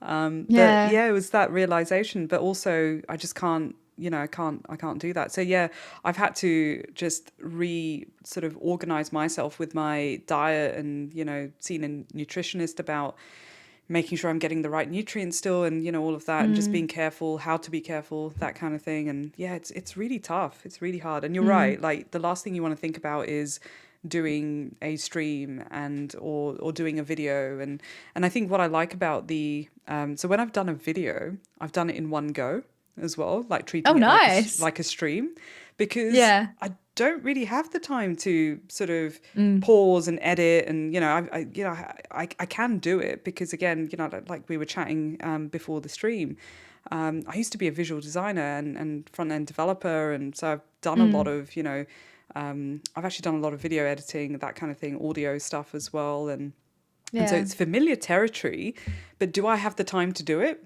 No, Mm. not so much. And I can't sort of, you know, there's been moments where I'm like, oh, we've got a visual designer like in the team, and someone who's done like all of our branding and stuff like that. And occasionally I'm like, oh, do I reach out to them and just kind of get them to do? And I'm like, no, it's way too serious. No, not doing any of that. So I've tried to keep it super low fidelity, but yeah, Mm. it's, you know, sometimes I just skip it, you know, and just not do Yeah. anything. And yeah, that's I think tough, it's one of but those for both of us, it's like a hobby and it's nice and it's kind of like a way to connect with people. And it's like, what are the chances you living in Sydney, me being in the UK, that our paths would ever cross otherwise? Like it's just exactly. crazy. But I think it's quite important not to make it feel like a job. Because Yeah. I do the same thing. I try my best to film in one take, but I I do this thing. I go through and I'm like rewatching it. I just stare into space for like a solid 3 seconds. And I'm like, am I okay? Or I'll just come out. I sound like I'm beatboxing, like trying to get out this like sentence. It's so bizarre. So I'll kind of cut those out. But there are loads where I'm like, oh, I kind of just treat it like a live stream. And the things that go wrong, Yeah. I just keep it in. Like I did a video the other day and I was like, oh, so this is why I'm making these transfers, blah, blah, blah. Put them in and I couldn't afford it. And I was like, why did I not figure this out before the video? So then there's like another Yeah. 5 minutes of me just trying to like work out my team. But I think sometimes it's quite refreshing. And there's a lot of like very polished, incredible content out there on YouTube that I Yeah. just can't compete with. Because it's like when you watch like Oscar's videos, Harry's videos, Oh, they're so they're good. Yeah. yeah, and like Gianni, like his thumbnails and the editing on his Mm. video, it's so impressive. And I think if that's the standard, I'm gonna have to try and make my own niche. And then I'll like reach the Yeah. standard there. Because it's just, and I think it's quite refreshing sometimes just having that like one take ready to go. And it just, again, it kind of feels like conversational, even though you haven't got like the chat up and stuff. Exactly, exactly. I completely relate to that because when I started this, I was I was chatting to Ray about it, and Mm. over beers, I can't have beers, over some beers, quite a few beers. We were chatting about like just doing something, just because like Mm. again, like I'm talking about FPL to quite a few friends in the background and those that I've met through the community itself, and so, those conversations, he was like, well, why don't you just kind of go on Spaces or YouTube or something like that and just chat about it over there? And I Yeah. was like, yeah, no, good point. I could do something like that. Like, why not?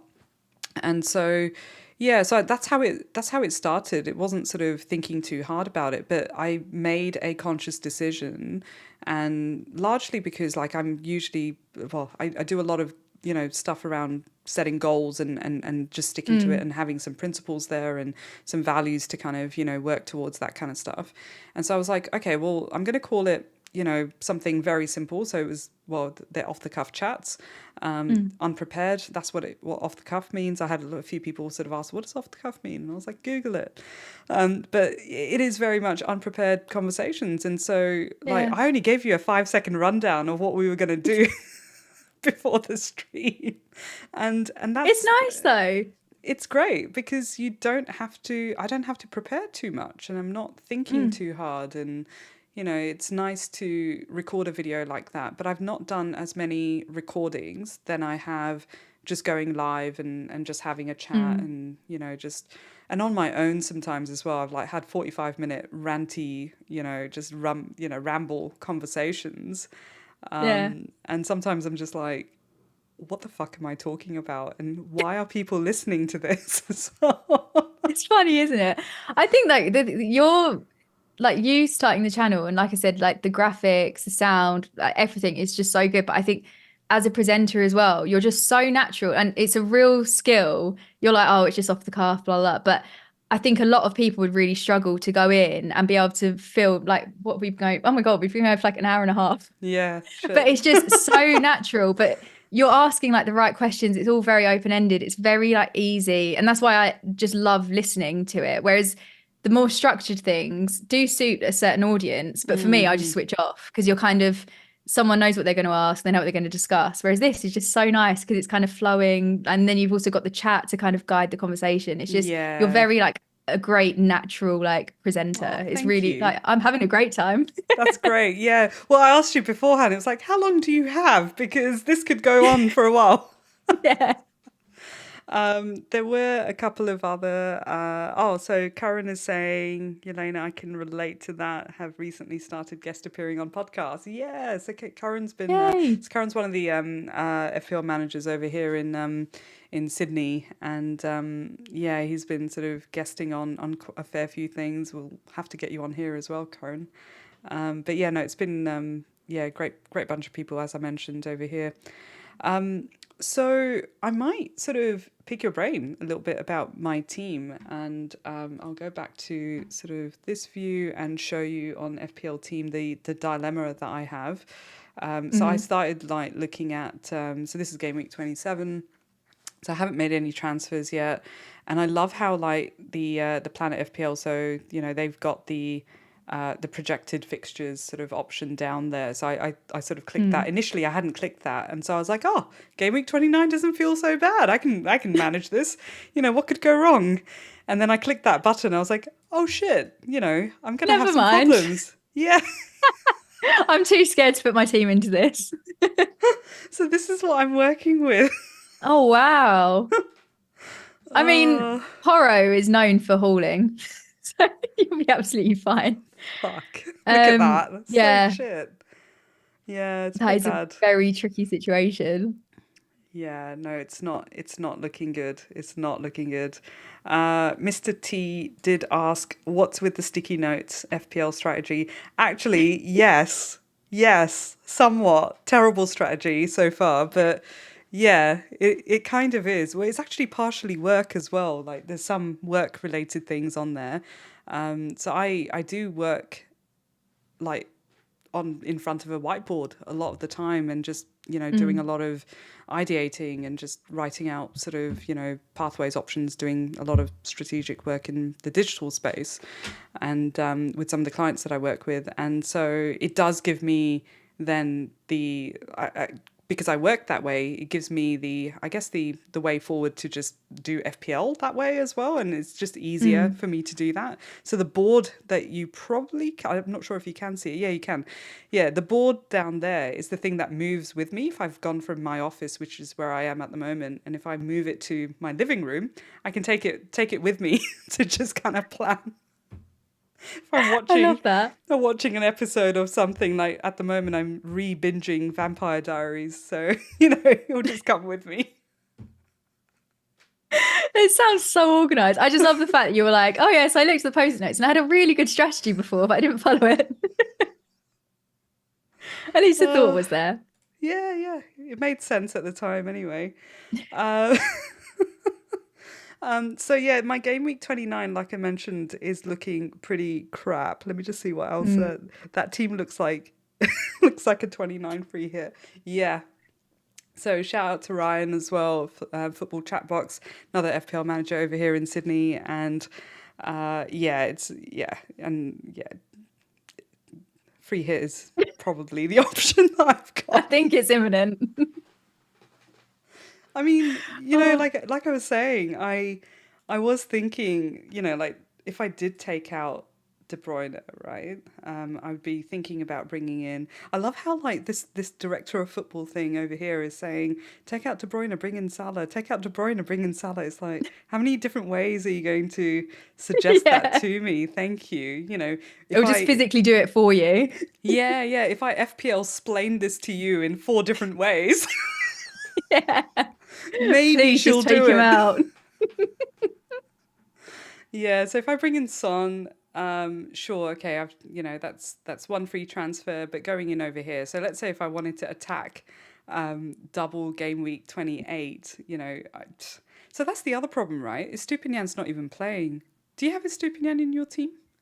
Yeah, he's one. Someone was like, "Why have you still got him in your team?" And I was like, "I've got other fires to put out, unfortunately." So he's just going to be there for the foreseeable. Yeah. And this is it. So, at the moment, yeah, and I'd probably want to if he everything was okay and if he had his pasta properly at to Zerby's place. I mean, the Like, fact what that did we he all ask thought he for? was going to Risotto, start. you know, gnocchi. That was like classic FPL Twitter, wasn't it? He had, oh, so ridiculous. Yeah, like De Zerbi was serving pasta and Estupinian asked for gnocchi. I don't know. Who knows what happened? It's so bizarre. Did he start last night against Wolves? Good question. I don't know actually. Let me have a Let quick me have a quick Google. I look. feel Yeah. like he did because I remember being annoyed. I can't remember what it was that set me off in the cup last night. Um, Yeah. Did he start? Does anyone in the chat know? Will they get to it quicker? Yes, he did start. see, it's just honestly. He did start, and he got 90 minutes. Damn it! What does that So why does mean? this keep happening? What One of does that my mean? one of my other friends that just plays like FPL like very casually was like, "Oh, great result for Haaland tonight," and I was like, "Oh, do I tell her that it doesn't translate into FPL?" Yeah, it's not. It's Yeah, not cool. I think the problem with Brighton, I mean, they've got Matoma out now, haven't they? They've been absolutely Yeah. riddled with injuries this season. Estupinian, I mean, he was everyone had him. He was like the must-have defender. Then obviously went out injured as well. Has come back. He's just not the same. I think because I really like Gross for a 1 week punt for this week. Yeah, he's been Then I playing think the so fixtures. well. Yeah, he's Mm. been doing really, and he's gone quite under the radar. But I think after this game week, they're blanking, and then I think they've got like Arsenal, Liverpool, maybe. But I think maybe Brighton is one now just to avoid, which I hate to say because they're capable of so much and they started off the season so well, but it's just completely and De Zerbi's been as bad as Pep with like the Oh, rotation squad. yeah, like It's what? so frustrating. It's almost like he's auditioning for Pep's job, right? Like that's what's going on here. He's like, "Oh Ready yeah, to go. you're doing this, hold my beer. Let me show you how it's really Yeah. done, and I'm just going to I'll change show up the you a real entire side." rotation. Yeah. Yeah. And then Chelsea will Um, poach all the players anyway, so oh no. Yeah, stop. Oh my God.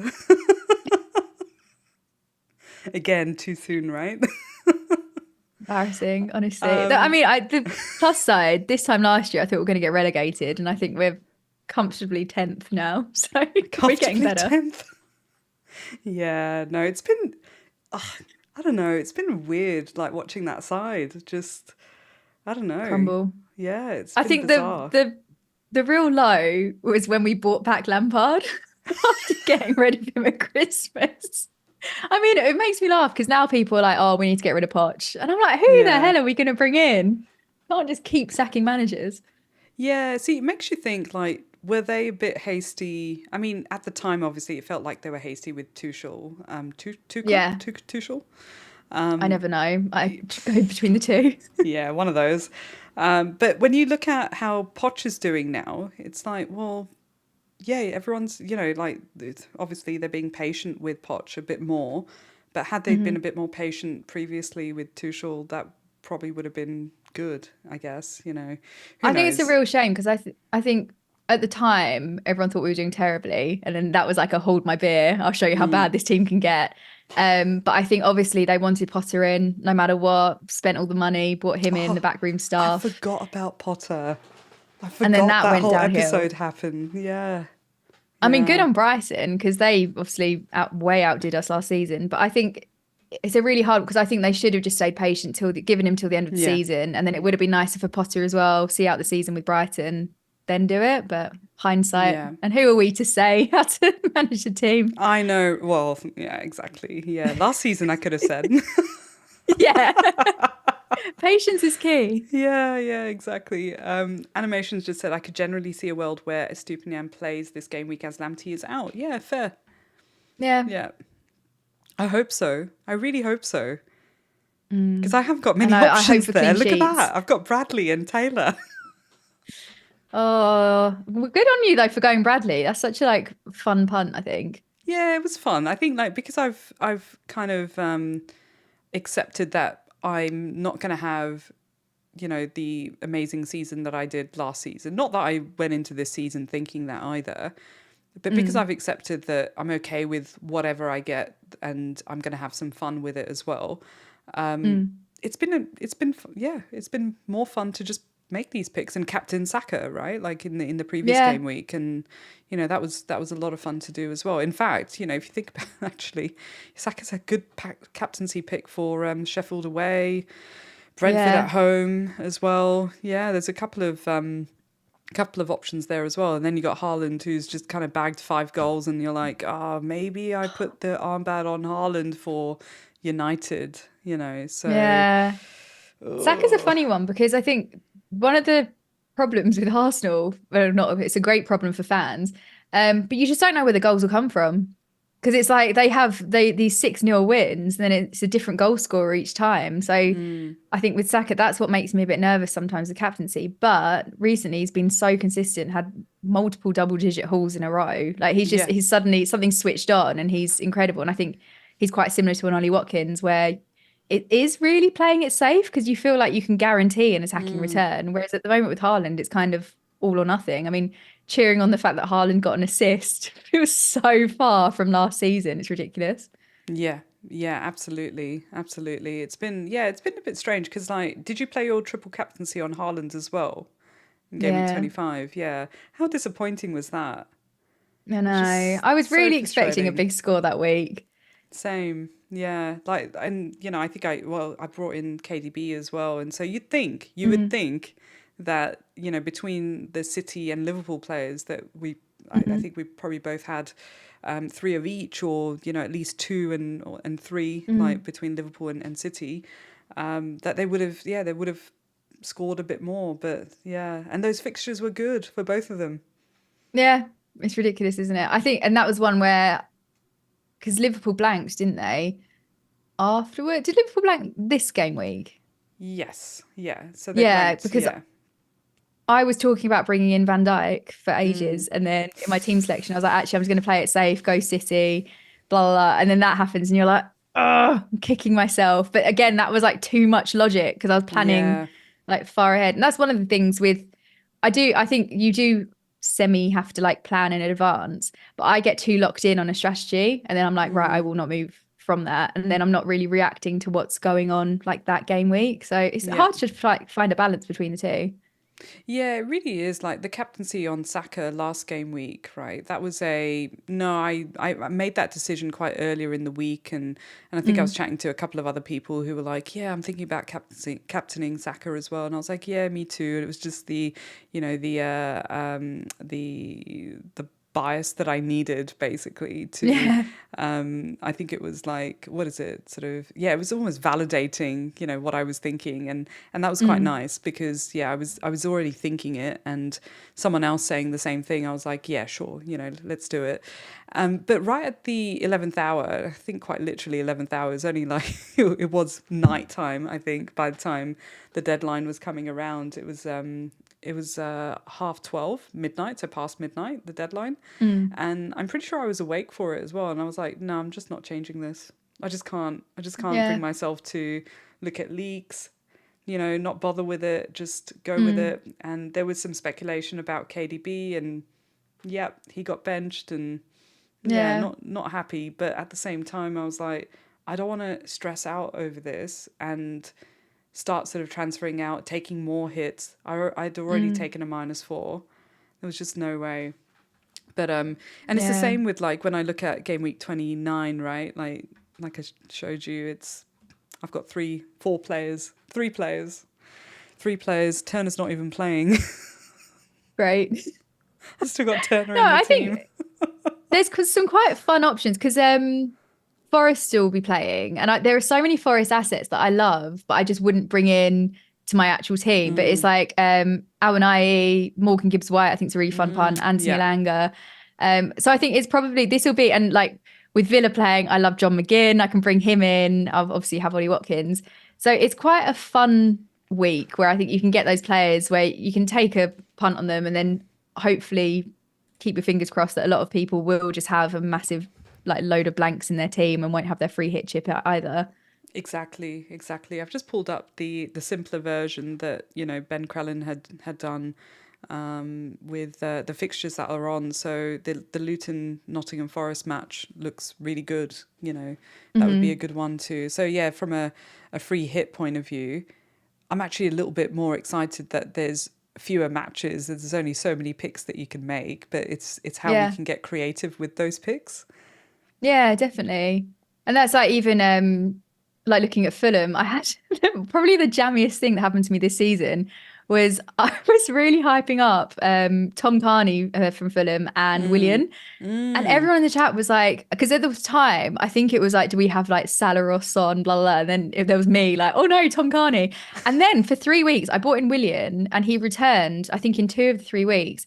And then Tom Carney was like just randomly getting goals as well. And it was so fun, like having again that kind of differential pick that's so out there and like you get yeah, anything from them and you're happy. So hopefully the free hit team will be like my all-time greats. It'll just be these kind of 5% I love that. ownership Yeah, players. yeah. Yeah, and that's the thing. Like that sounds like a lot of fun. And Mm. so again, largely because I've sort of accepted that I've only got three players that are playing at the moment, and I'm probably going to have to free hit, or I'm going to have to take a -16. to field a side of 11. And fair enough, like I don't have to have 11. A decent 9 or decent 10 would probably be okay. I don't know what Yeah. the minimum is. Like, what is the minimum number of players that we should have for a blank game week, basically. Not sure. Not sure. Yeah, it just feels like it could be a lot of fun and just get ahead a little bit more as well. Like, surely I can't go into a free hit 29 and walk away with a red arrow. Surely. Oh, don't. You've jinxed it now.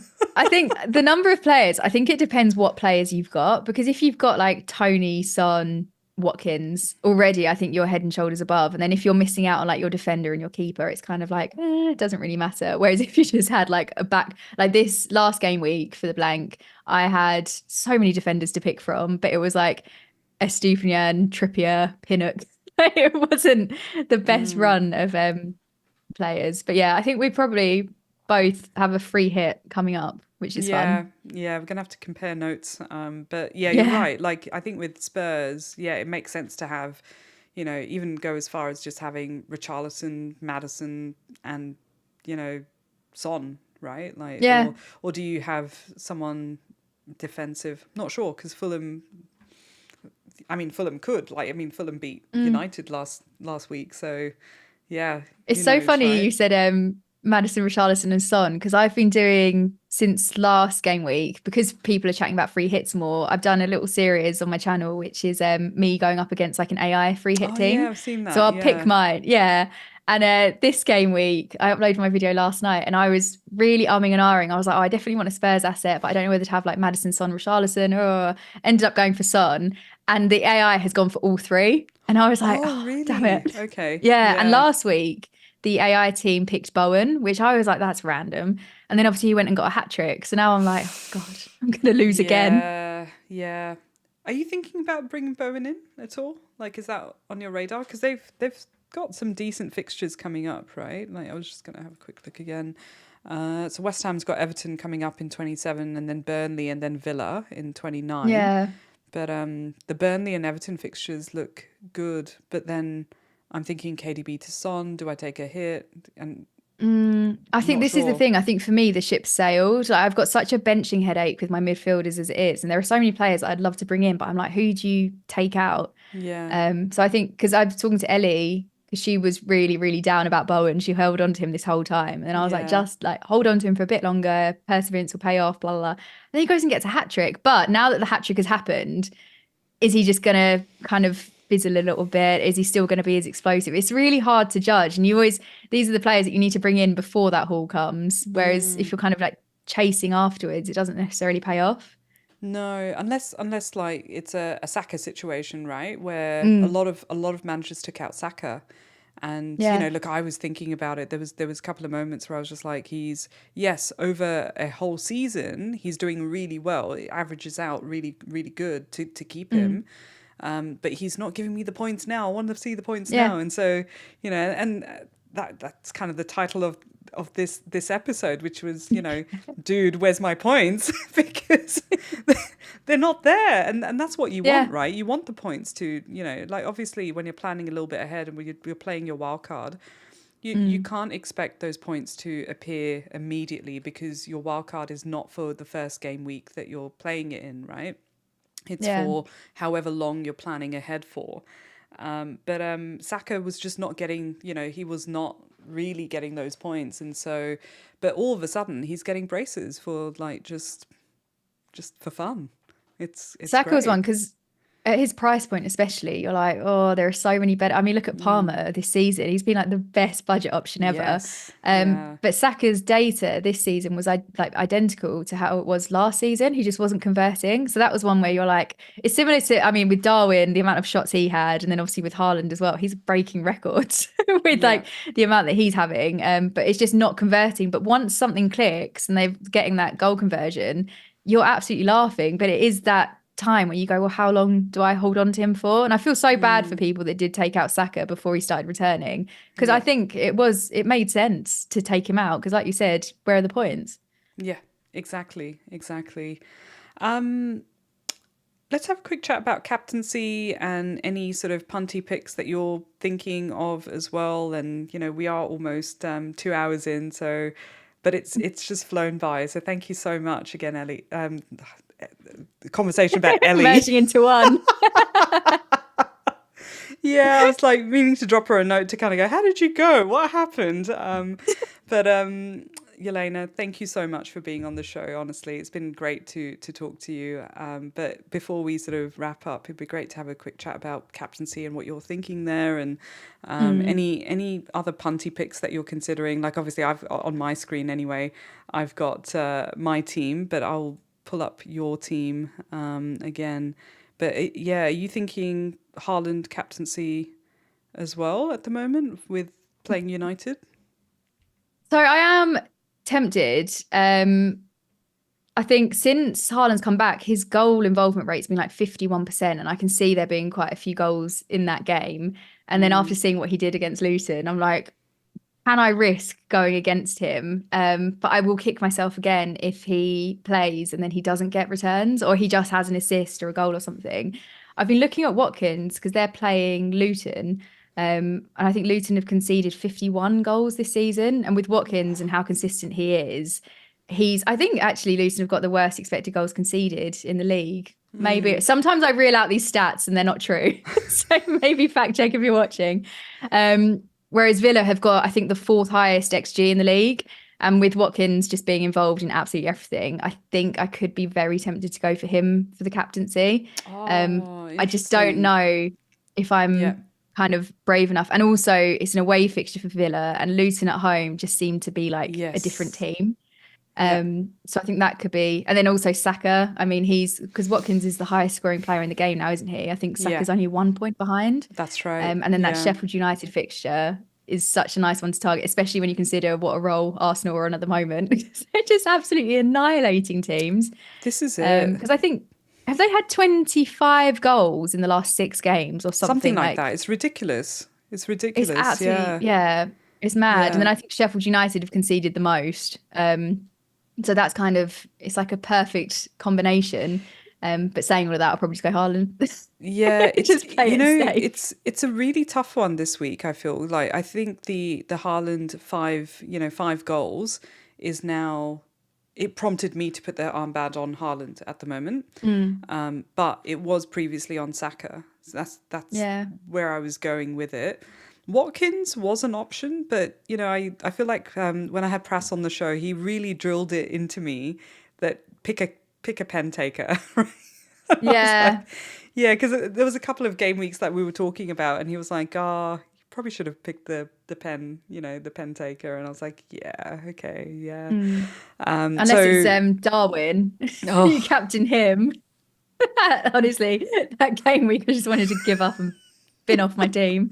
Exactly. So I'm leaning towards Saka, but even like Palmer against Brentford, because Brentford have been awful as well, like with conceding goals, right? So and then you've got Son. Like if I bring in Son, that is obviously, I haven't got Son in the team at the moment. I've got KDB there in place, but if I did bring in Son against, Palace as well is a really good fixture. So there's so many options. I can see some swings happening this time round. But those that are watching, still listening after sort of almost 2 hours, thank you so much for being here. It's gone so fast. It's gone really fast. But who are you captaining? What are you thinking about captaincy this week? Because there's a fair few options at the moment. So yeah, undecided. If you could punt though, where would you go? I was literally just eyeing up Solanke for Burnley, which I think with the injury scare, probably not one to go for. And obviously I'd have to transfer him in because I haven't got him into my team yet. But I think that would be quite a fun one. And then now you've said Palmer as well. I think, I can't. I find it hard to back Chelsea players. The fact that I've even got Palmer in my team is a miracle. So I think I probably wouldn't risk the captaincy. I'm trying to think realistically. I think Saka. Yeah. I think that's going to be, for now, it will change. But I think the Sheffield United fixture, Saka. Yeah. And if you could bring anyone into your team that you don't have, Ooh. who would you bring in?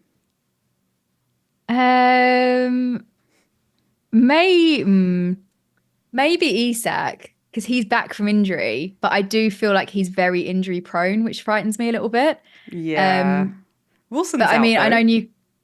Yeah, I think because Gordon was playing up front. Gordon's one of my favorite assets this season, but he's Mm, much better on the wing.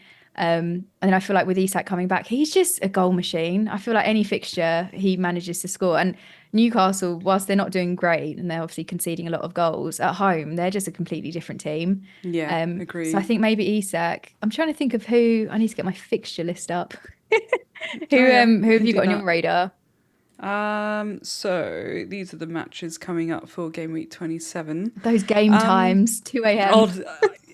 see, the struggle is real. It's mad. It's a shit show. And like I say, like the Monday morning ones, I'm like, I really want to watch this match, but that means, being maybe going to bed early, getting up at 2 a.m., Yeah. you know, and watching that match and then going back to bed again and then probably rescheduling my Monday morning meeting or something. Mm. But yeah, look, I'd be tempted, by the Son, pick. Um, Despite doing free hit, 29, and I'll probably have Yeah. him there anyway. But I'd be really tempted to bring in Salah as well. Like again, I feel like that could be a really good fixture. And Mm. even though he's not played, so obviously he didn't play in the cup on the weekend, and then didn't play, today, yesterday for you, today for me. That's so strange. So yeah, it just feels like it could be a really good match, and yeah, not sure, but yeah, I'm feeling the Son sort of pick there. But in terms of Mm. like, if it wasn't Son and if it wasn't Salah, because those are the premium-ish, picks, Mm. I'd be tempted to go like back to Madison even, or Oh, just that's yeah. fun. Yeah, because like he's probably like I have no idea how what his ownership would be now, but it can't be that much anymore. No. Yeah, Yeah, so and I maybe feel like because Madison. he was definitely one of my favorite assets before he was injured. And that was one of the reasons I didn't feel as bad taking out Richarlison because I feel like it's just going to be Madison and Son now that are going to be the main Mm, ones. And Richarlison might get something, but he's not quite a prime bit in the team. yeah, yeah, yeah. Um, so as is on. It's like good morning. Is it still morning over there? Yeah, it is. Yeah, it's Just, 11:30. just. Yeah, it's 10:30 over here. How are you still going? Yeah, I know. Like we were just saying, it's almost 2 hours and it's just flown by.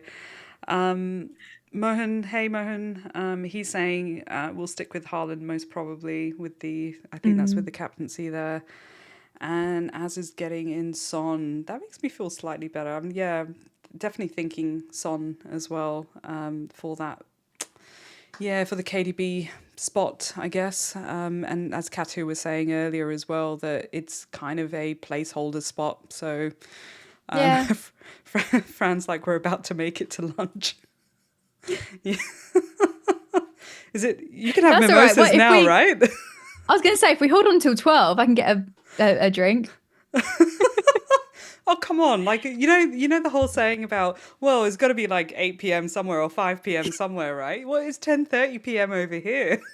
Yeah, I'm behind. Honestly, I've Um, still got my green smoothie to go. My health kick is going to go downhill shortly once I start drinking. oh, yeah, I was going yeah, to ask, do you find where obviously you've got all of the kickoffs at 2 a.m. and then 4:30, yeah, do you find it easier waking up and just seeing the results rather than kind of like having the games and like yeah. drip feeding goals and assists and things? Um, no, so I don't know. I actually don't know if you have that. Something called Goal Rush over there in the UK. I can't remember if I've seen it over there, but we've got Goal Rush over here where they have like the main kind of focus game that they want to Mm. have sort of broadcasted live, and then they show whenever there's a goal, if the matches are on at the same time, whenever there's a goal or a potential goal or whatever, they'll sort of like bring that up and you know put Yeah. the game in the background. And so actually watching the matches, so the fixtures on Sunday, for instance, there's like what 6 that are starting at 2 a.m. And so I imagine it's probably going to be the Liverpool match. Maybe that's probably going to be live, you know, and then everything else will just be Goal Rush in the background, and that will, you Yeah. know, that will pop up, and that's a lot of fun because, you know, because like again, you see on Twitter, so I've usually got my phone in my hand, and I'm like, what's everyone saying about this match that's going on? Yeah. And it's usually in the Australian, you know, chat, the group chat that we've got, that we'll just be like, oh, so and so goal, and you know, just kind of having a chat in there in So the will you watch background. it at 2 Yeah, a.m.? sometimes. Yeah, Oh, sometimes. Yeah. wow. If I've got nothing going on Sunday, Yeah. yeah, then I will. And it will be on till, you know, what, 4-ish, just after Yeah. 4 or something like that. And it's really annoying because if like Liverpool's playing at that time, I'll try and stay up and watch that match. And if Liverpool win, I'm super psyched, right? Like I'm so like my endorphins are like right up there. Yeah. So I'm not going to bed till like 5 a.m. So I end up watching the next match. You know, the Luton one probably, who knows. Yeah. But it's the Sunday night that I worry about the most. If I open that, you know, if I open that can, I'm like, that's me done. And so I have to Yeah. really think about what I'm scheduling for Monday morning. And so it's Mm. funny because like life of a, you know, an FPL fan and obviously a football fan over here in Australia means you do consider your Monday mornings and your Tuesday Yeah, mornings. big time. Yeah, like the Tuesday morning is really good though, because some of the matches are on at like 7 a.m. and Mm. you can get up and watch those matches, you know, conveniently. I'm making breakfast and, you know, making my Mm. smoothie or whatever, and you know, just getting in on the action in the morning. But you know, when the clocks change, it'll be so much easier because the first kickoff at the moment it's around that kind of, you know, 12:30. If I check the following week, yeah, so 11:30 for the Mm. following week, we're with United and Everton for game week 28. But when the clocks change, so you guys are going to go spring forward, and then we're going to have fall back Mm. over here. That's how I remember it anyway.